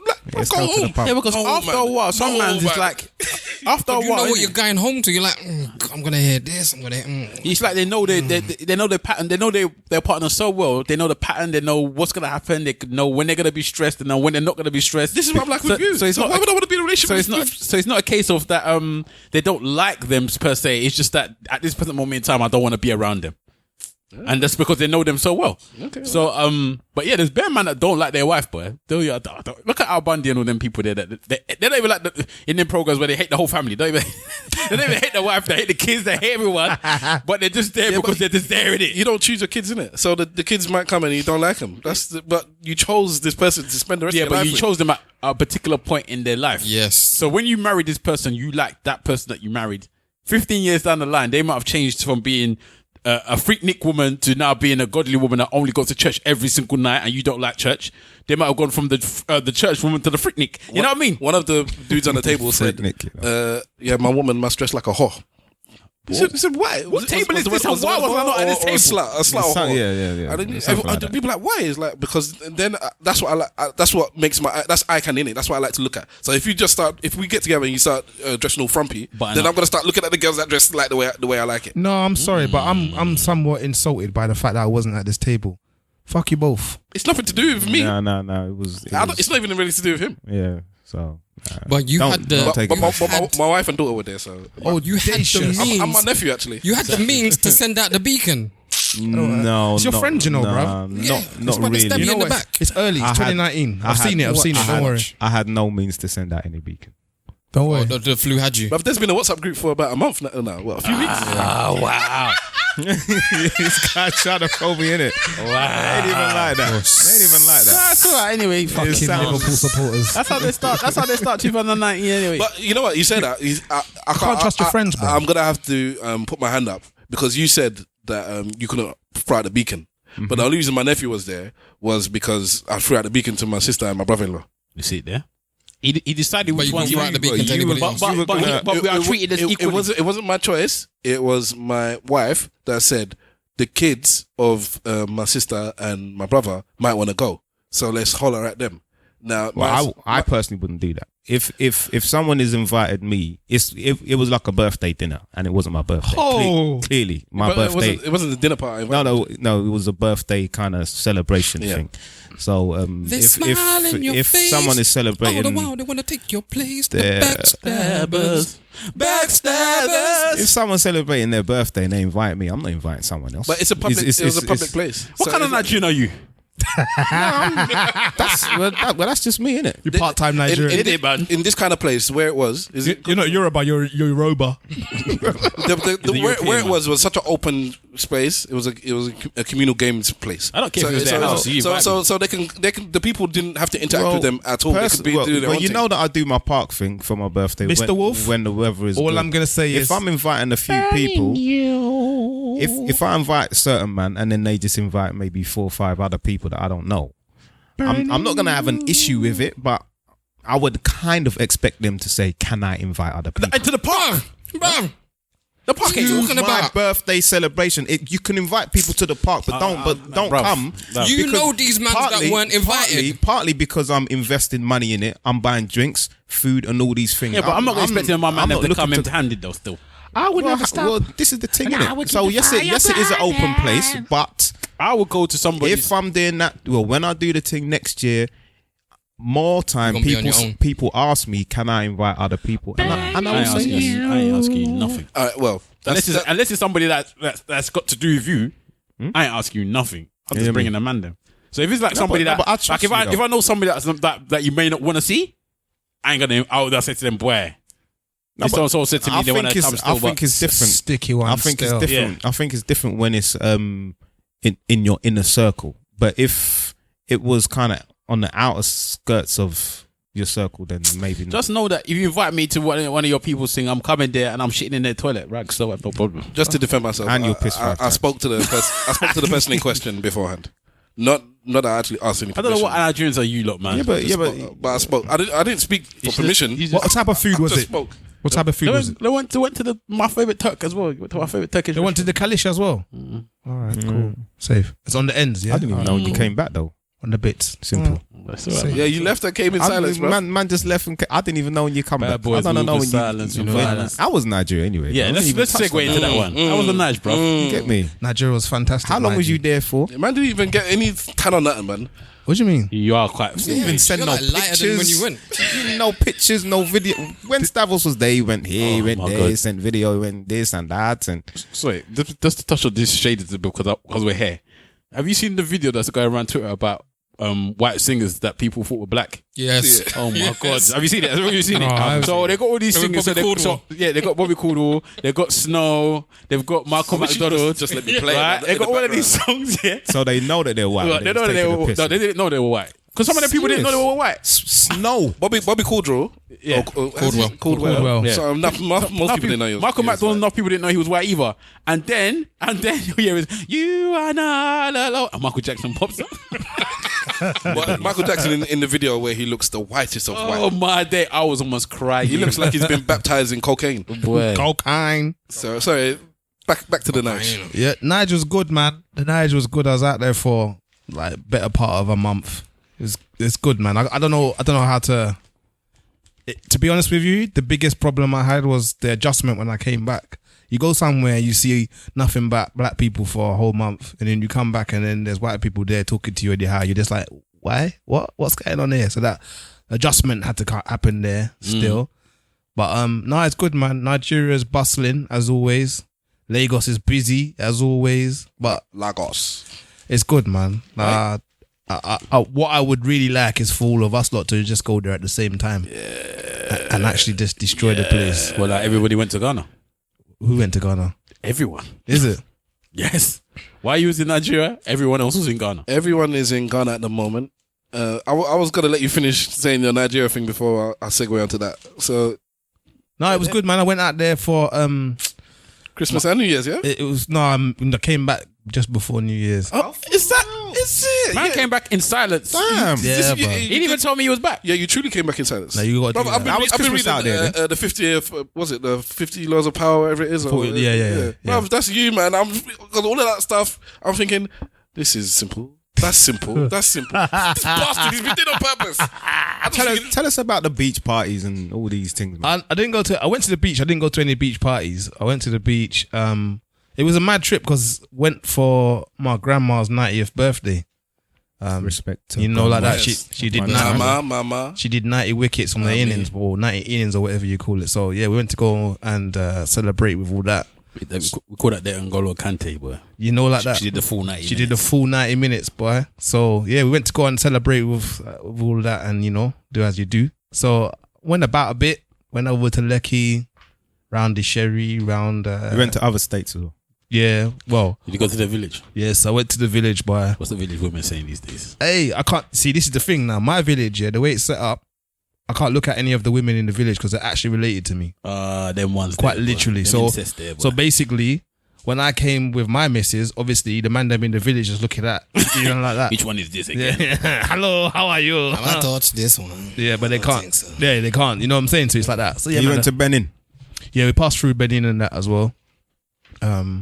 Like it's on the way to my village. My village is it's a mad. Did you go to the island? Yes, I went over to Lekki Phase 1 and all that. Stayed over there for a bit. Like Nigeria's doing bits, Anybody who is anxious or is on the edge and doesn't know whether they want to visit Nigeria or not, I'm telling you to go. Definitely, without a doubt. Anything that you see here, you see there, except literacy. But nah, anything that you see here, you see there, definitely. Even when I was over Lekki sides and all the rest of it, the electricity wasn't too much of a problem. Nigeria's nice right now. Nigeria is nice right now. Can we talk about what you got for the Monday? Oh, yeah, what? Cool. Okay. How often, we're talking about the listeners here and even the guys here, how often do you, man, buy things for each other? I'm talking about guys. Girls always get things for girls, but guys, do we openly spend time think, you know what? The man them are like this. Let me get this. And that's why I'm so appreciative of what he done. I'm going to put my hand up and say that there's one person here that whenever they go abroad will try their best to give somebody I don't know about you, man, but they give it to me. That is the actor. Okay. He has given me many gifts. He's gave me one fertility thing that I've got in my kitchen. He gave me something from Egypt that I'll keep on my keyring. So when he goes on abroad, he does tend to get me something. I don't know if he gets you man something, and if he doesn't, but he gets but he gets something for me. Basically, Simple Simon got the other 4 members. He's got one himself, a Africa pendant, the outline of the African continent with black metal beads. I think these are some kind of stone. I've got one that is a bit longer. They're wooden. It's wooden, but this one is shorter in length and it's nicer. You know what I mean? It's come from back home. So yeah, large up yourself. Simple Simon. Yeah, but is it something? Okay, let's make that a topic though, because we could settle it. But is it something that man should be doing more often? I don't think girls do it as much though. To be honest, I think girls do all the time. You always think, maybe because girl, you like this. Or maybe my missus tends to try and look for things when we go on holiday, but I don't know if she's necessarily looking for her friends. But is it something that men should do for other men? Is it something that you think as a manly thing, or is it when you're picking up, you're like, I'm getting some of these fools for? I think some men may feel that it is it gay? Yeah, that's what they want to say. Their masculinity diminishes a little bit if they start thinking about the man them and getting gifts for them. I don't know. That's not in our circle, man. I don't get that. In my circle. I just don't care enough about you about all that. So. Oh shit. Okay. For me, I just want everyone to share whatever experience I've had. So I'll bring something back just so you guys can say, yeah, my boy went there and brought this back for me. So and you've been abroad more times than anyone else, right? I think. Been abroad a bit. I'm not a double agent or anything like that, bro. But yeah. So you're a double agent, yeah? I'm not, bro. Mm-hmm. But yeah, I will say, but I haven't forgotten. I did bring you a little something back from Bali, but I have to give it to you at a later date. I didn't even know you went Bali. You know, went Bali. Oh yeah, you went. Oh yes. I remember. Why you can't went you to give Bali. it to us now? Because it's in South Africa at the moment. I'll see. Say no more. Cool. Yeah, man. He gets us gifts, man. I don't think about none of you blacks when I'm on. I said I don't. But the thing is, I don't. I don't want nothing from none of you when you go away. I appreciate it when it's there, but I just feel like when you're away, just enjoy yourself, man. Don't think about nothing else, man. Just enjoy yourself. No, I enjoy myself, but I'm like, cool. I'm sharing the enjoyment. At least, of course, your I've been somewhere and I want you guys to experience or have at least a trinket of that place. Yeah, that's what the YouTube, the WhatsApp videos there for. Yeah, that's a minor, but at least something tangible you can hold. I want to go to these places myself. For me, it's like when I'm got the money. Then I'll take. Yeah, we'll go that together. Inspires you to go as well, or then we all go together at some point. Oh, I used to do this.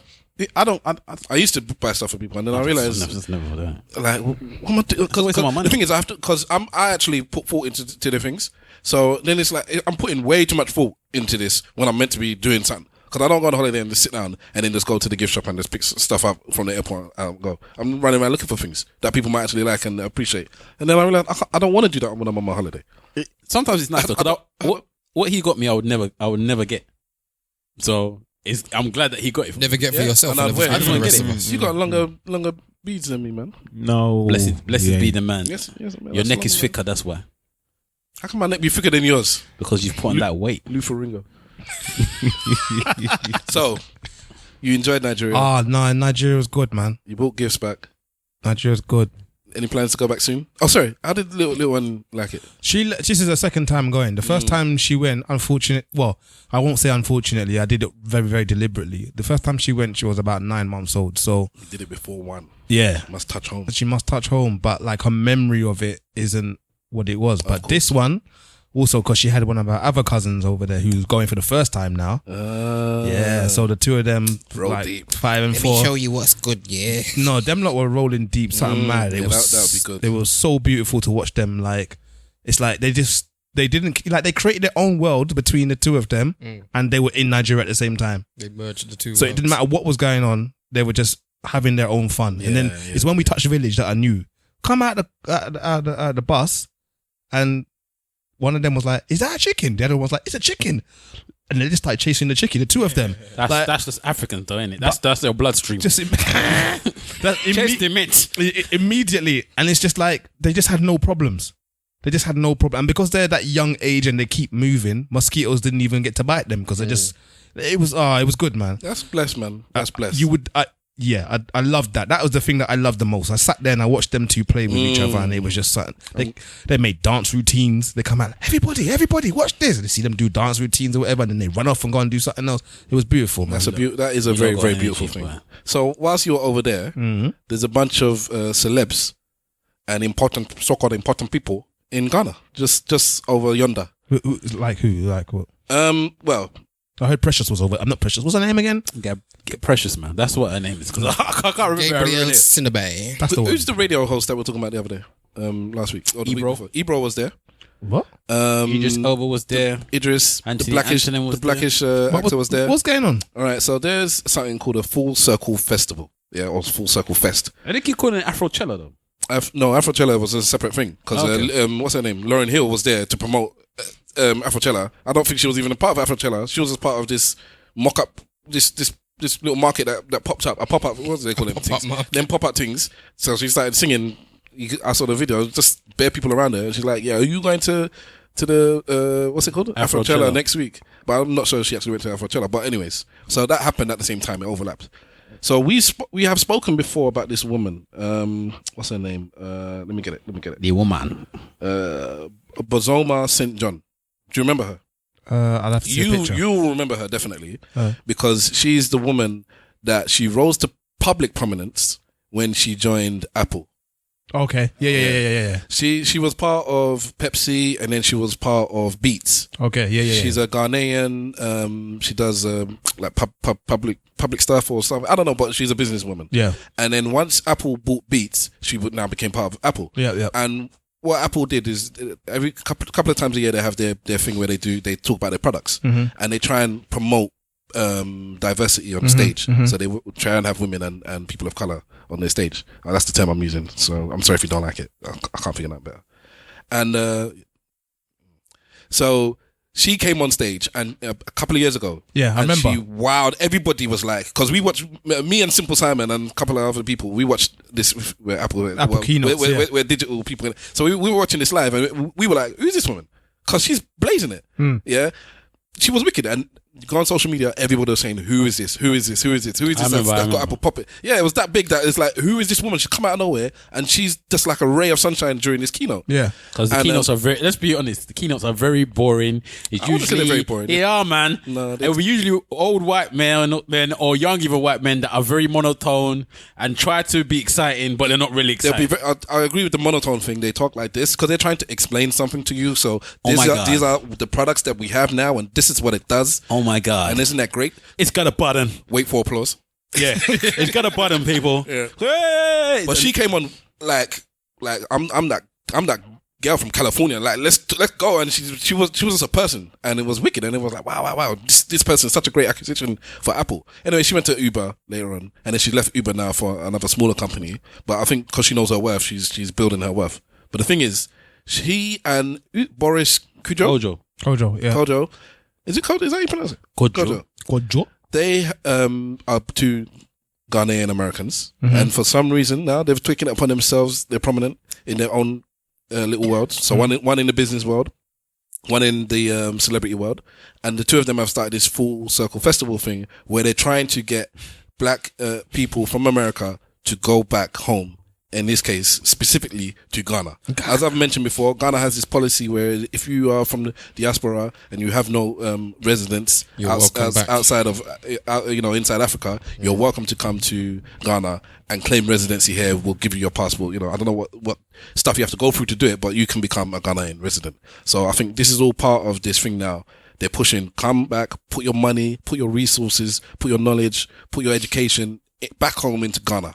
One of the things you mentioned about when you came back from Nigeria and now you see white people where when you're over there it was just all blacks, was I was seeing videos. So if you put in Full Circle Fest, use the hashtag, you'll see all the videos and stuff on social media. And some of them is just like, it's strange to be in America and to be here and just like there's only black people, they don't judge you for the color of your skin. If they're going to judge you for something else. I don't really get that when I come back or when I'm over there. I don't look at it like that. I don't know. Maybe it's just me. But that's what people are saying. They enjoy themselves. The one thing I will say is, for people that haven't been to Africa and haven't been back home, you're going to watch these videos and can be like, wow. I just want you to know there's a very, very difference I can talk about West Africa because that's what I know, between affluent and regular, because there's a massive gap. There's not even regular. There's affluent and there's not affluent. And the affluent side of West Africa, Nigeria, Ghana, if you have money, you will enjoy. I'll just put it that way. So that's the side that you're seeing. You're seeing the people that have money enjoying. Go ahead. Okay, just to touch on that topic, I spoke to one of my boys in Ghana. He must have messaged me to say Happy New Year today. I was like, Happy New Year back. And I said, oh, did you go to this thing? If it was in front of me, you would have laughed in my face and said, that's not for us. That's for the tourists. I said, what do you mean? He goes, you think that any of us can afford to go there? Wow. He's like, for the events, it was like $70. US dollars. Who's got $70 US that live in Ghana that's not doing bits? That's a monthly wage for some people. That's more than a monthly wage. Exactly. So it wasn't for the Ghanaians. It was literally for the tourists to come over to Ghana to enjoy Ghana, which I don't actually have a big problem with. But, you know, it's another form of gentrification. Do something for the people that's there, innit? Negro gentrification. Even if they let out like 100 tickets for the community around, innit? I don't know if they did. You don't know what they did. Yeah, So I don't know if they did. Yeah, but that's that would have been nice. There ain't no rich Ghanaians over there. No, the rich Ghanaians can go, but then the rich Ghanaians could go to America as well. Yeah, but it's like what Steph says. Yeah, There's but a it's for difference the between the people that are affluent there. and the non-affluent. Yeah, but the affluent Ghanaians there would have gone, innit? Nobody's disputing that. But Yeah, the but everyday non-affluent, Ghanaian couldn't. yeah. That's the point. You give everyday Ghanaian a ticket into there, there'll be a Zonto in when they shouldn't be. It's just you've got to keep law and order around there, you know. But it's not. But I hear you, I don't think those things are for the tourists though. No, they are. That's what he said, blatantly. Because they do a lot of they do a lot of those events in Africa, whether it's But Mr. Wolf, South Africa, Mr. West Wolf. Africa.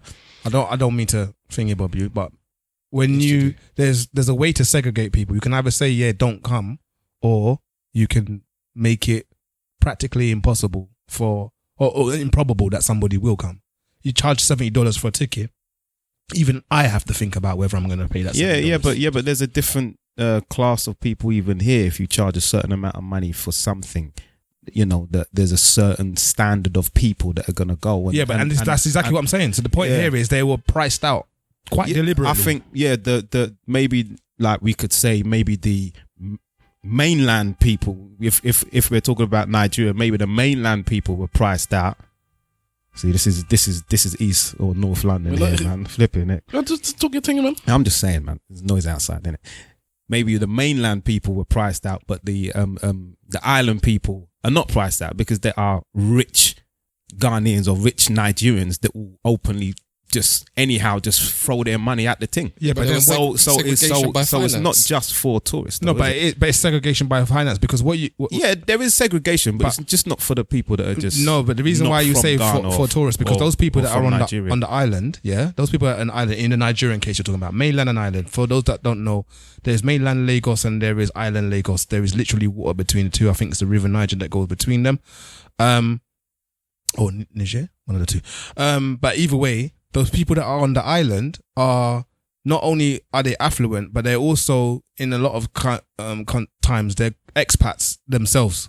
So if I price to include those people and not the people on the mainland, I'm not doing this for the locals.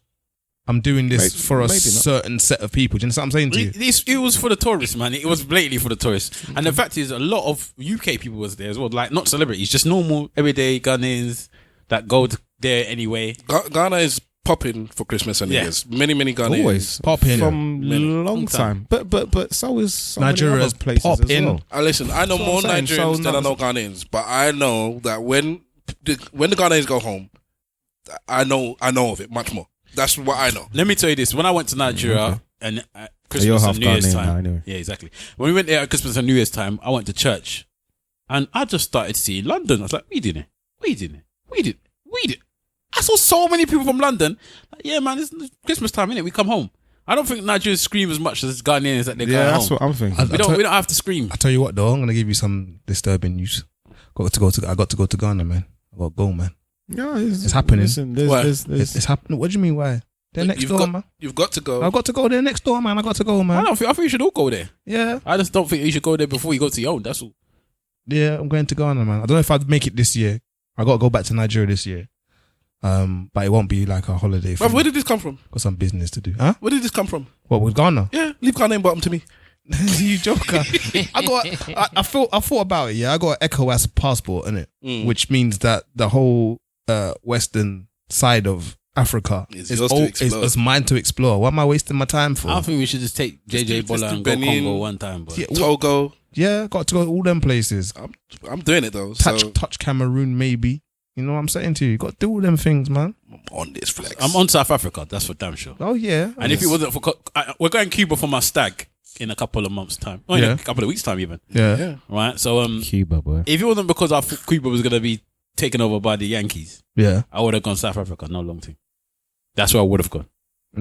But I can't trust the Americans. I can't trust how they're gonna behave in Cuba. So I want to see all the old cars. I want to see how all the classic stuff looks. I know that if I go in a couple of years' time, it's probably gonna have Starbucks there. And then that's the end of me, man. It's already changing, man. Because like the internet is dodgy there. So we're debating how we're gonna try and record because most of us are gonna be out there with how's it's gonna work. It's usually because the internet is so dodgy there, it's like there's no chance. But the internet is slowly creeping, and potentially we might be able to send something down the line. But we'll see. I'm thinking we should take the equipment. To be honest, we can take We can take the equipment. It's not the recording that's the issue. The recording is not an issue.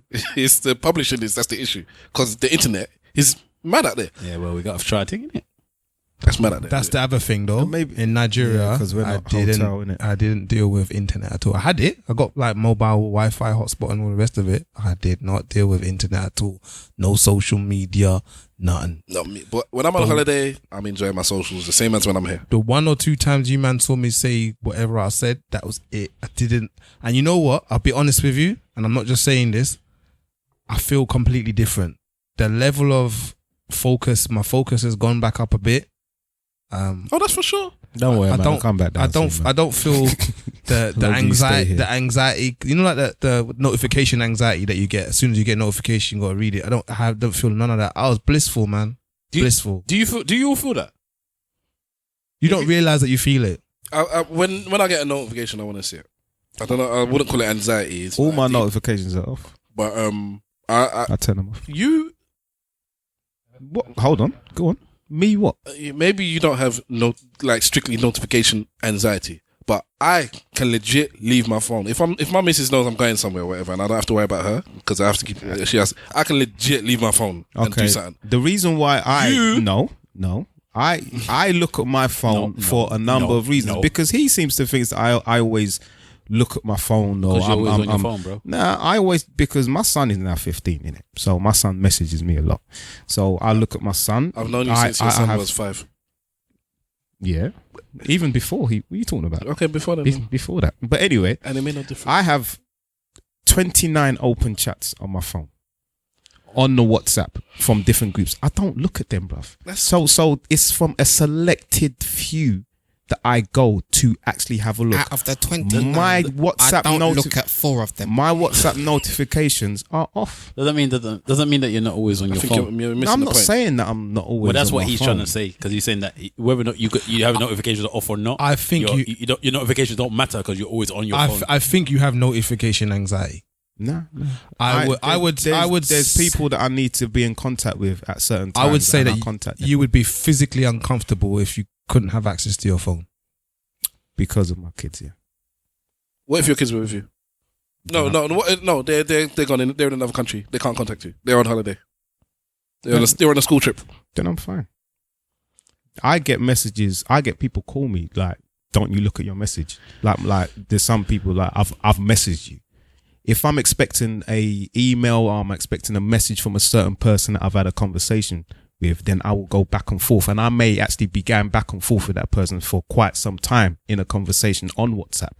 But in terms of that group, this group, or that person, this person, no. Okay, so we voted a while ago that we don't use our phones on the podcast. I've got mine open because I'm searching for this and that.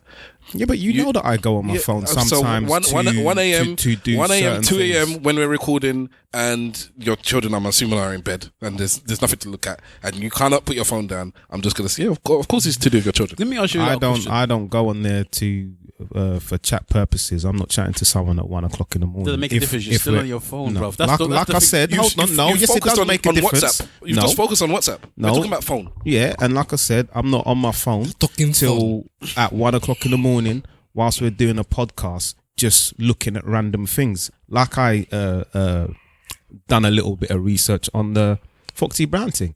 You spoke about the Ghanaian woman that was on that was working with Apple. I had a look at her. The image that you're portraying out there is that I'm some guy that is always on his phone and that can't deal without it. You're a phone junkie. And I'm telling you that that's not the case. If you can't accept that, then that's fine. You've openly mentioned like WhatsApp. I say that I'm on there for specific reasons. You snort messages. I got so many chats out. I don't even look at them. Can I ask you, man, a question on this phone thing now? You can ask another question. Go on. Do you, man, if your woman had your phone in your hand, do you feel anxiety that she's got your phone in your hand and it's open and she's doing something with it? No. Oh, doing something with it? No.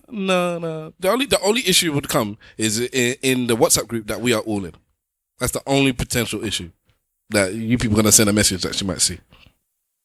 And it might be bad for you or it might be bad for me. But that is the only issue. There is nothing else. Yes. What about yourselves? I'm just thinking, my woman doesn't touch my phone. At all? Not for anything? No. So you don't show her anything on her phone? But if she did. Does she know your password? No. Does anybody else's woman know their password? No. Mine knows my password, but she just says, I don't want your password. I'll forget it anyway. She don't even live in the countries. She don't exist. Yeah, not the same. I don't really have that problem. No, she hasn't Mine got knows it. my password, man. We know each other's passwords. I open her phone if I want to all the time, and vice versa. If she needs to do something on my phone, she'll just open it. I don't have a problem with somebody knowing my password. Is if you ask or you want to know it, then I don't want to give it to you. Can I be like, why do you need to know? That's my type of thing. Okay. But it's like I've got the same password as my son. So if my kids need to get into my phone for any reason, then they can get into. Boy. Yes. But the thing is that when you guys remembered who said it. Yeah, no, but the thing is that when you guys like the ones that have children, when your children grow up to a certain, because you've mentioned a few things in the past about but you don't know that. When you actually have that relationship with the older child, when the child is like 13, 14, 15. When you have a child. Then you will get to know that they will do certain things and they won't do certain things, depending on the personality of that child, innit? So I know that my son's not going to go searching in my phone, doing, wondering and. We're not saying that, man. No. But you gave the impression that it's open to them, so they can go in anyway. I've got the same thing, and I'm saying that they respect me enough to not even do that. So maybe that's not the problem. Hold on a minute. I haven't heard it in a while, so can you just say your tagline, please? As a father, man. So because my daughter's on my phone all the time. My missus says that to me sometimes. Like when she's got my phone, I feel like I'm anxious that she's got it, and I don't feel like I am. I feel like she feels like I am because she's thinking that there's something there and I'm worried about it. And I'm a bit like stuff. I'm never worried about anything that I'm doing at all.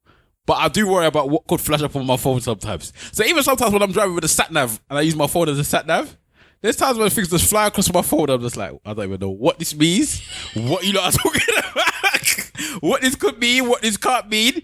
I don't know what you're gonna say. It's like pretty much roulette. One time I was at the barber shop and the guy was he wanted to watch the I think it was the Nigeria versus somebody game on the World Cup, and he couldn't watch it on the TV because ITV doesn't allow you to watch live stream on the TV, but you can watch it from the phone. So ITV Hub. Yeah, so he put his phone up. The amount of messages from women that are not his wife flying on the screen. God. I said, yay. He goes, what do you want me to do? I want to watch this again. But man, girls were just flashing up on his phone, man. I was like, wow. It's mad, actually. I found as you were tidying up your old room in the yard, my dad came down with two of my old Blackberries, and I said, okay, and I took it off him. I said, what's it in his room, anyways? But anyway, I took it off him. I opened it. Oh, they got memory cards in them. So I took memory cards out. Fortunately, I had the laptop with me. Plugged it in. All these old videos and pictures, like wicked, and audio clips. And these phones were around. One of them was just completely before my wife, and then one of them was before stroke during. That's what I'm saying. The other day I went through my phone before stroke during. You know what? I like that. It's the before stuff. You know? The other day I went through my phone just to delete things. Oh no, searching for something, And the amount of stuff I had to delete, and I was thinking, if my woman looked through my phone, just look through the gallery. Yeah. I was like, you'd be like, Gallery why have you got all alone. of this stuff? And I'd be like, I don't. There's things in there that I don't even remember seeing in the groups. For real. So I don't even know I had it in my gallery. Just today. That happened to me as well. Just today I was deleting stuff and it's like, I don't remember seeing... Who sent a 7-minute video about some woman talking about white people are trying to kill us? It was a 7 on like we're not dying fast It's enough. the wolf, man. That's Why are you looking at me? It's the wolf. Well, somebody sent it to my WhatsApp. It definitely wasn't me. What, personally? No, what? It was in a group. Or in the group? My WhatsApp auto downloads. She had She had a Kente or something. Yeah, I see the same So video. who sent that? I don't know because It's Mr. Wolf, man. I was doing the deleting as well, and I saw that with us. Just today I was deleting. I was It like, weren't Why me. have I got a 7-minute video in here? 7 minutes. Do you know who it was? a lot of space. I think it was Topsy. Yeah, he's another uncle. There's another. Yeah, There's I think two. when it's like losing their hair, that's when they start saying that. What's up? well, you know what? The stuff she was using for proof is like, you just took this out of context just to prove your point. Delete. There were two of them. There was that video, and then there was another one.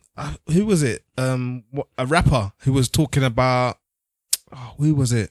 I think it was the Run DMC. I think it was a Run. That was ages ago, like man. 10 minutes. I was like, oh, Jesus. That was a That wicked- one was that- right. that was a wicked I video, even spoke about it on the podcast because I said that's one of the things that he sent that I actually enjoyed. I watched it from beginning to But end. there's nonsense grease all over my phone. I'm like, why am I deleting this, deleting that? I'm just like, what is this? Where did this come? I don't even know where they come from. I turn off full auto download, so I will choose what I want to have a look at. If you had AirPods now, you wouldn't have a problem. What? I just wanted to segue into AirPods because we have to wrap up. And I just wanted to mention that because you got shamed for having an Android phone the other day, Yeah, somebody came strange is that? which I thought was hilarious. Bruv, I don't know. It's the kids, isn't it? That's what they come with. What happened? Because you remember there was that beef thing with those girls, and the girl was chasing the other girl to go and beat her up. I don't know if he was in the country when this was Nah, going I was on. out of the country. Anyway, there was one That girl. was jokes, by the way. There was one girl that had argument online with some next girl, and then the next girl was live tweeting, chasing the girl down. Then she beat up one of her friends. Then she chased the girl to the house to beat up her at her mum's house. Like knocking on the door at 2:00 in the morning or something. Was this in America? I didn't even see all of Yeah, that. that man. all happened. No, here, man. Okay. And then it was going back and forth. The girl was saying how she got basically the girl started saying how all these UK artists have banged this girl, and she banged 4 men in a week, and she didn't know whether or not she had You know, chlamydia. rubbish with context. These two are apparently friends. Okay. And they had a falling out. As always. And then Yeah, one she of the starts friends basically- started exposing the other. Yeah, So then I said, can't trust your friend. I kind of said, look, I don't know. I said kind of the friendship was trash, basically. I said the friendship is trash. Because for one, if you thought the girl was doing wrong at the time when you was a friend, you should have told them at the time when they're a friend that you're not doing the right things. Yeah. Why are you waiting until now it's a beef thing before you're saying that You tweeted that, didn't you? Yeah. Yeah, I saw that. So then the girl, I thought my tweet, that was one of those tweets that people started to retweet. Yeah. So one of her friends must have tagged her to see that I've said this. Yeah. And then she came and said, what did you say? Big man, you're speaking with confidence with your Android phone. Oh, wow. If you saw the confusion on my face when I read it, I'm like, I don't know if that's a diss. I don't know if it's if it's respect. I don't know what it was. I'm confused at how she knew you had an Android phone. Because when you tweet on Twitter, it tells you iPhone or Android. Twitter, it says Twitter for Android, Twitter with an Apple. So it says The only thing I like from the Apple people is iMovie. I think that's amazing, but everything else, I just think is fine. Do you know what it is? Like, Well, we're old people. That's why we don't care. The hell It's like- did that come from? Do you know what it is? It's just iMovie's wicked, man. I think it's fine. But iMovie's bad. Everything else, I think You know- I didn't do anything wrong, bro. You know what I like from the Apple? Remember that floppy disk that they used to do? Oh, you man, I'm talking about. You remember cassette tapes? What? Because I said Apple. No, Bruv, we started off there. I started off with the AirPods. We moved on to this thing, and he was specifically talking about the situation. And it's like you missed that, probably because you was on your phone. And you went right back to the AirPod thing, talking about you were on your phone, weren't you? Yeah, I was. Exactly. I rest my case. He kind of like he went back to where we started from instead of joining in where the conversation was. Yeah, it's just funny. I think and it was quite poignant from when it just happened. but yeah, but so I didn't know that having an Android phone was officially a diss now. it is. So the reason I brought that bit in is because This for the youths, this man. this AirPod thing is a mad thing now, apparently. Because AirPod's been at what, 2 years nearly? 2 years more than that. Nearly. And it's like now all of a sudden to have AirPods means that you have reached some sort of status in life. How much are they? About 170. You're the ones that know. For me, I just don't give a shit about all that. Only people that don't have money would worry about something like that. That's what the person that was telling me that. I already know they don't have no money because you probably don't even own the phone. You're renting it through line rental. That's what I was thinking. I could go get Android phone tomorrow if you want to go and pay £48 a month, £70 a month to go and thingy, or I could just buy my phone outright. Unless you bought your phone outright, don't talk to me because you're renting your phone. You're renting your phone. That's what you should have come back with. No, because I read it, and you know me as well. You know I like to come back. I just actually read it and I said, I'm too old for this. Exactly.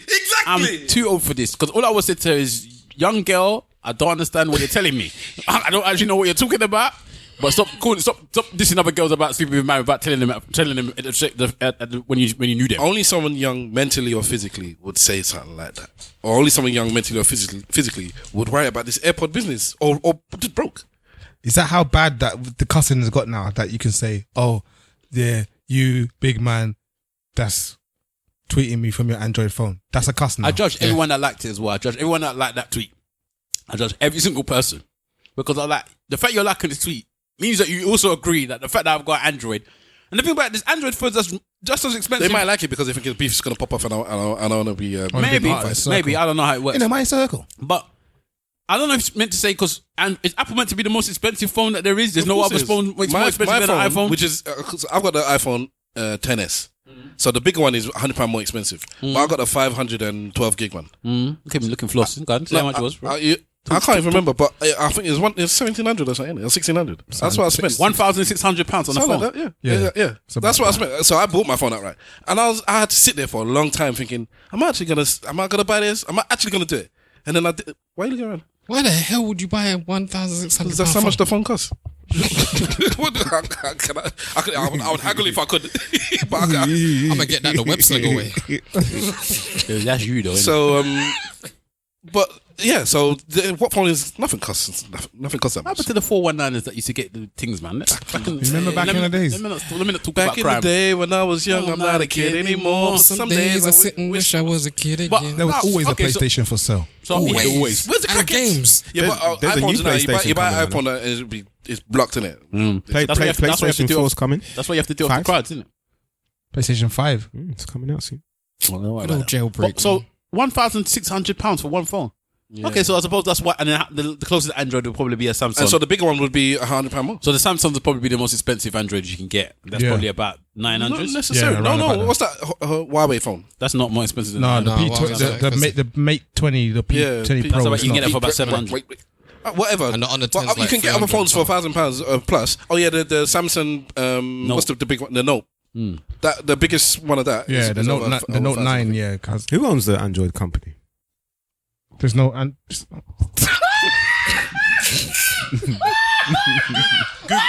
Wait. Do you mean like who owns the internet? No, Google. No. It's got. I don't know. Alphabet on Google. Isn't it? Google I on, thought it was like a software or something like. Did you say? You said Google or Android? Android? You said who owns the Android company? is Android. Google.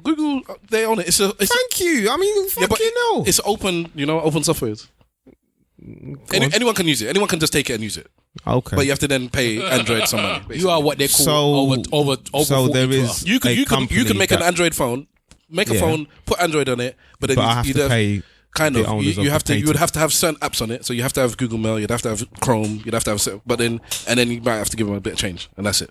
To who am I giving change To Alphabet, stroke Right. Google. So there is a company. There is License- someone who license. owns it. Yeah, license fee. Yeah. Yeah. So I'm not asking silly There's nothing questions, wrong bro. with that. It's just.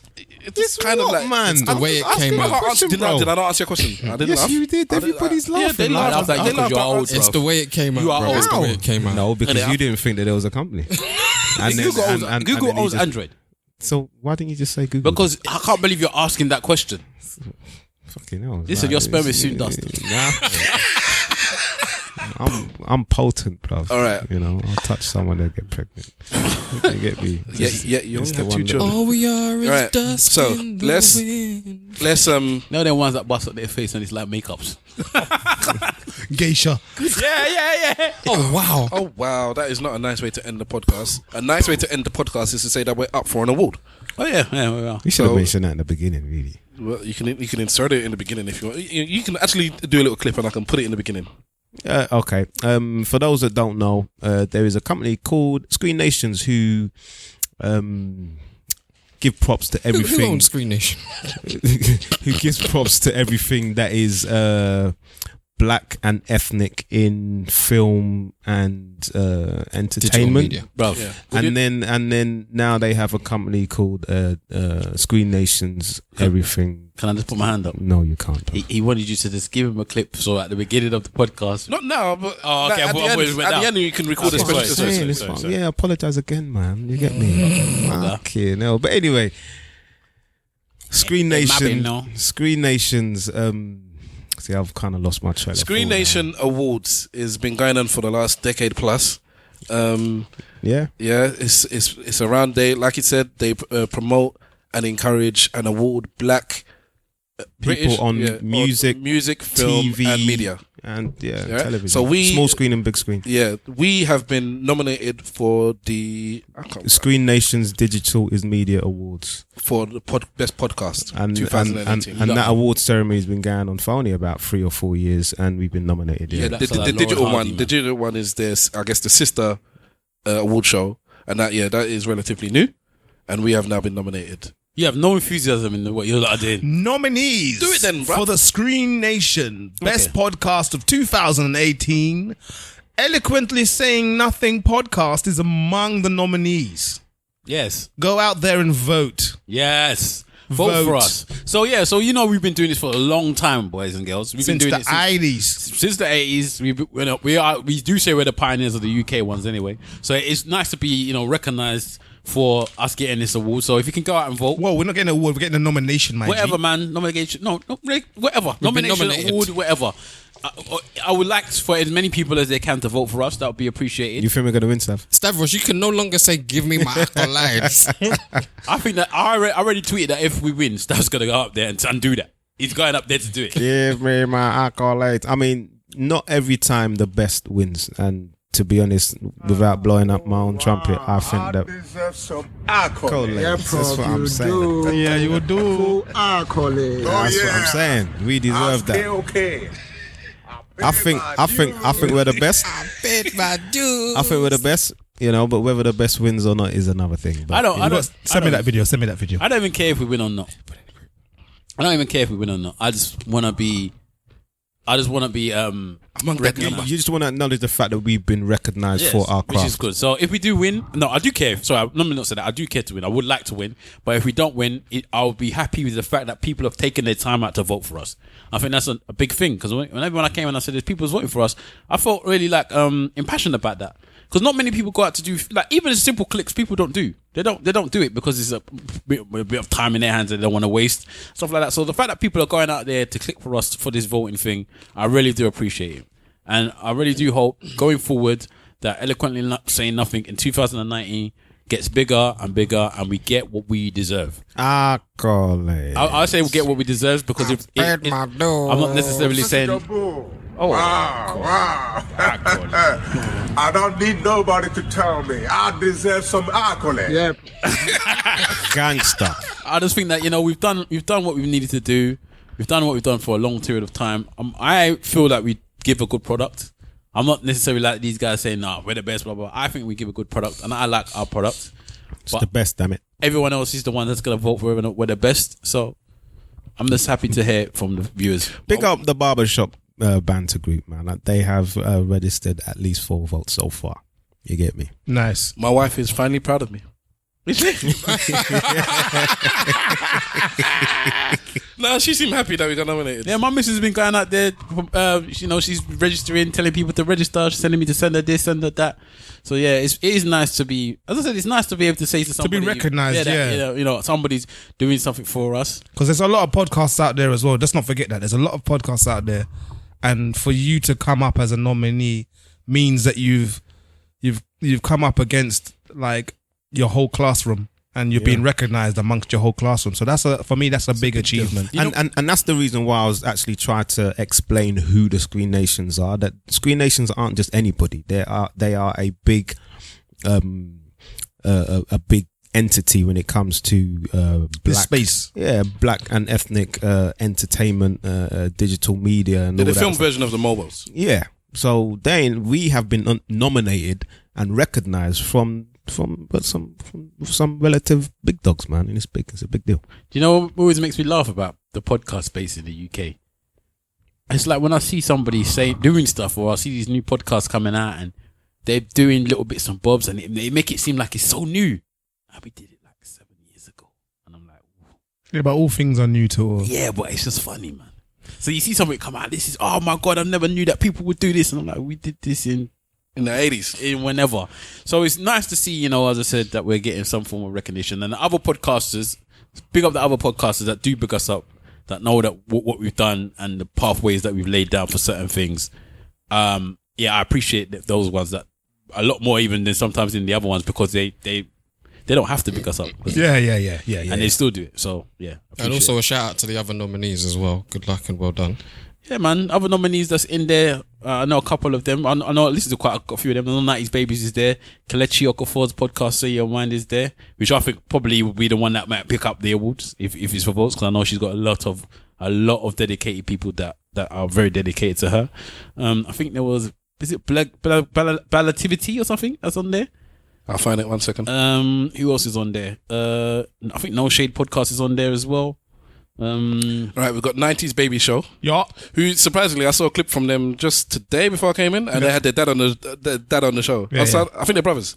No. Well, one of them had their dad on. Yeah. They did that with one of their mums as well. Yeah, we did that already. What? Nah, come on, let's not be. Well, we did that already. What? But true, but go on, keep going.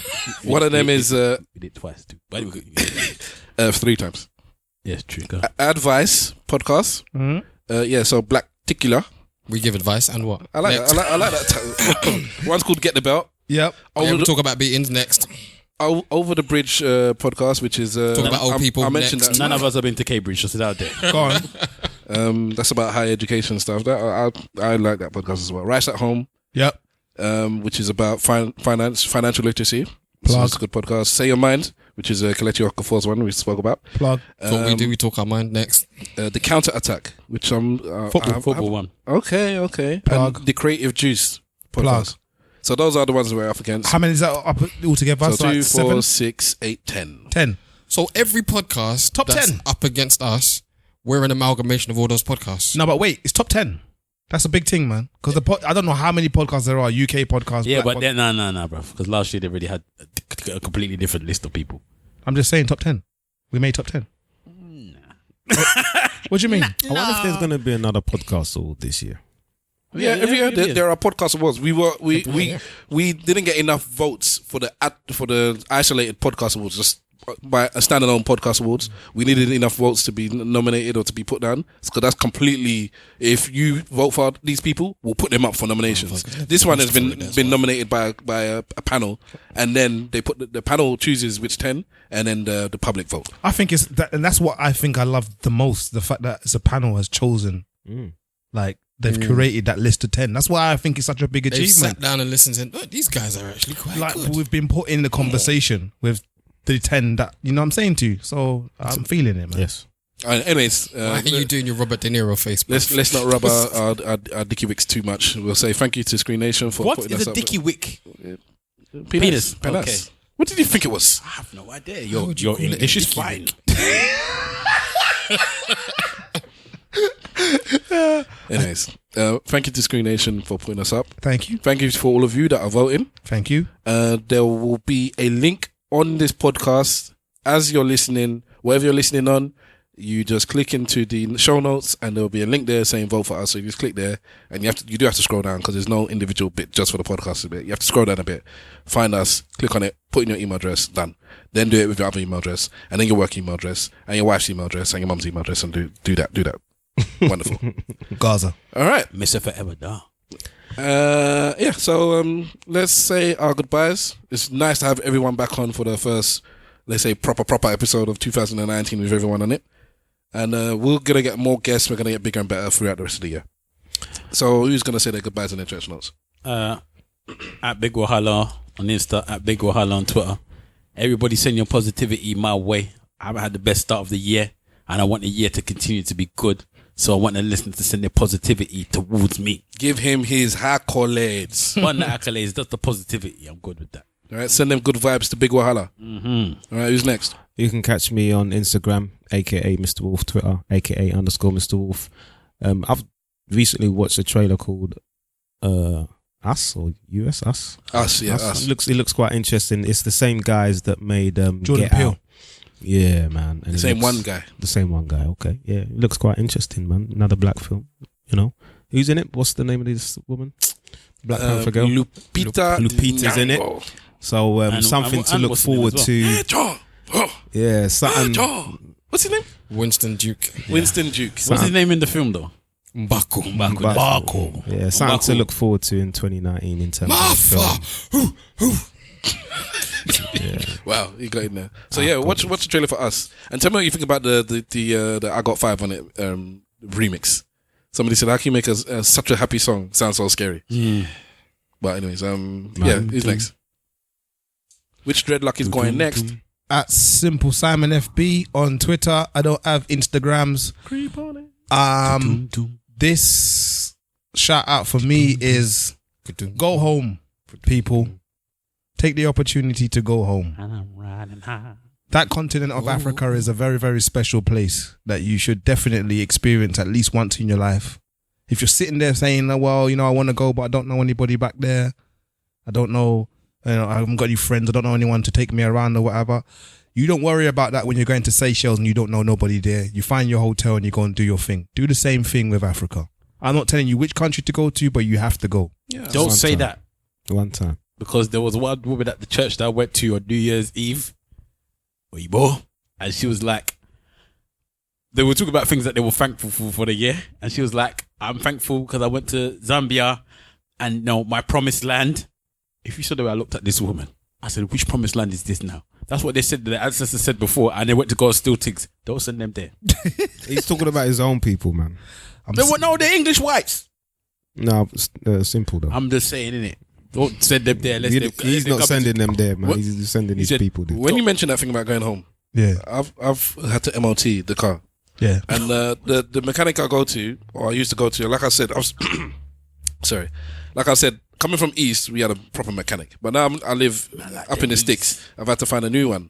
And so I'm feeling my way around. So I've been going to one of the major brands and been doing the car there. But they can't even, even when they say, this is broken, I say, all right, fix it. Oh, we can't fix it. Not only is it expensive, but you don't even do everything. So I've now started looking around and I found one Asian dude, one Asian Donny down that does it with his sons, yeah? The ones that they talk in a different language when they're trying to rip you off. And I don't understand what they're saying, and I know they're doing it, yeah? But still, their rip-off is still going to be cheaper than other people. So anyways, we've gone there.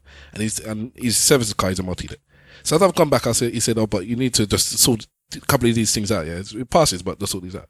I said, yeah, why don't you do it? He said, I said, all right, I'll come back and do it. And he told me the price. I said, bruv, man, it was £45 for the actual, what's the parts and what's the other bit? The labour. I said, £45 for labour? Come on, bruv. Why you do me like that?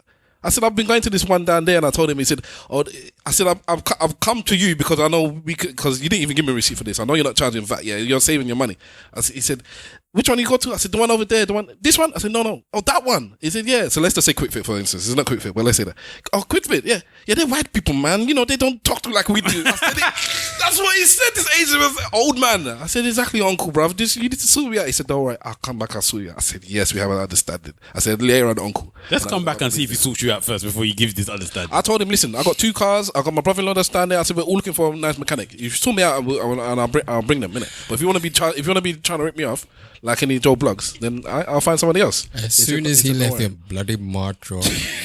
Banjod? Why you tell me fuck your blood? Fuck you, bloody. Why are you running like woman? I'm not running like woman. Fuck you. But why? Bloody fuck. Why? Church notes. Fuck you too. It's just that thing that if you're not white, I'm sorry for white people. If you didn't know this, the people, when you're not white in this country, everybody's against you. Behind your back, they might not, the Asians. Why might are you telling them the secret? The Asians might not like me, yeah, to my face. Just like they said, once I turn around, they might have cussed me behind my back, but together they're both cussing you. It's like, no, you're the majority, and unfortunately, because you're the majority, they're looking at you like, we need to bring them together. In this country, non-whites are moving like Captain Planet. Earth, wind. With our powers combined, Captain Planet, we're the heroes. Oh, Jesus. That's the intro. Let's keep going, man. What you wanna? Why you fuck me? I fuck you, bloody bastard. Fucking running like lady, eh? What running lady? Bloody. What the fuck, man? Why did you sound out of breath from cussing fucking each other? shout at me, innit? Why are you shouting at me? Because I am going to the work. If you don't do the other places. Why are you shouting? Why are you shouting? Then what you wanna? Why you fuck me? I fuck you, bloody. Yo, people. That's got to be the clip of 2018, man. It's got to be. Nah. The actor. What's good, people? DATACTOR on Instagram and Twitter. Thank you to everybody at Screen Nations and to all the nominees. Congratulations, well done. Everybody that's voted for us thus far, thank you very much. And those that are going to continue voting for us, we thank you in advance, or I thank you in advance anyway. My pick of the week, of the month, of the year so far, Into the Spider-Verse. Check it out. It's domestic gross was over 100 million, so it's in the top 10 of the best films of 2018. Not just domestic, I'm assuming. No. You have to make that known. Domestic for us is not America. America's domestic, not our domestic. It's 100 million. Yeah. So it's in the top 10 of all the best black films in 2018. Black films? Yeah. You're calling it a black film? It's a black film. Black director, black actors. Is the director black? Yeah. Yeah. Is it? Mm-hmm. Yeah. Okay. The main character voices are black. Fair enough. Have you seen it, right? Yes. I've only one main character or two. No. The Spider-Man. The Neo Spider-Man is a white actor, and there's other major characters that are black. It's not just. It's the dad, the uncle, and Miles Morales. Yeah. 3 main black characters. Okay. And they're big actors, isn't it? I just don't know within their if right. Oh, and Kingpin as well. Is he black? Yeah. Kingpin is gangster. Who voiced Kingpin? Which Kingpin is better? Kingpin in Spider-Man's Kingpin or Kingpin in Daredevil. Oh my days. Daredevil's I Kingpin. sat down with my brother-in-law, spoke about that Daredevil, and he was just like, that guy's the best. And he goes, if they do a film and they don't go and get that guy, then they've messed up. He's so good. He's so good. He is very good. What's the woman's name? Which woman? His woman. Oh, Vanessa. Gotta get Vanessa. He was a bad man. Anyway, this one wants to go. All right, and you done? I'm done. Yeah. Please go and see the film if you haven't seen it. Okay. I am Stavros. You can catch me at Stavros Boss everywhere. My Stavros says this week, like I said earlier on, is the Boris documentary. You can find it on iPlayer if you're in the UK. If not, VPN is your friend. So just go watch that. And there's a bit in the middle, like I said, around 40-something minutes where they have an argument inside the studio once they're rehearsing. And yes, that is somewhat similar to Stavros and Mahala, if you cared to know what it was like when we argue. Thank you very much for listening to ESN. You can catch us at ESN Podcast on all your social medias. Use the hashtag ESN Pod to join in the conversation. We will be asking about circumcised or uncircumcised penis. We'll find out which one you women like, or you men that like it that way. We don't discriminate. If you want to send us any questions or comments or voice notes, you can do that to esnpodcast@gmail.com. Please do that. We want more so we can play them on the show and discuss it. Thank you guys for coming in, and long life and prosperity for 2019. And once again, ladies and gentlemen, if you ain't saying nothing, say it well. Slag for life. So you really wanted to talk about the show? You wanted to talk about it on the podcast, isn't it? No. No food for you. Interesting. So as for this in the jungle. As for this thing, I'm sorry, man. I'm sorry, it was all kind.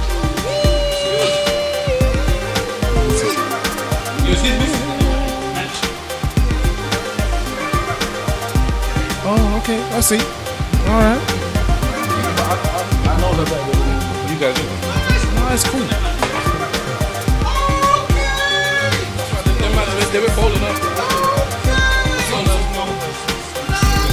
5 years old. It's me, Sam. It's just the I'm ever so sorry,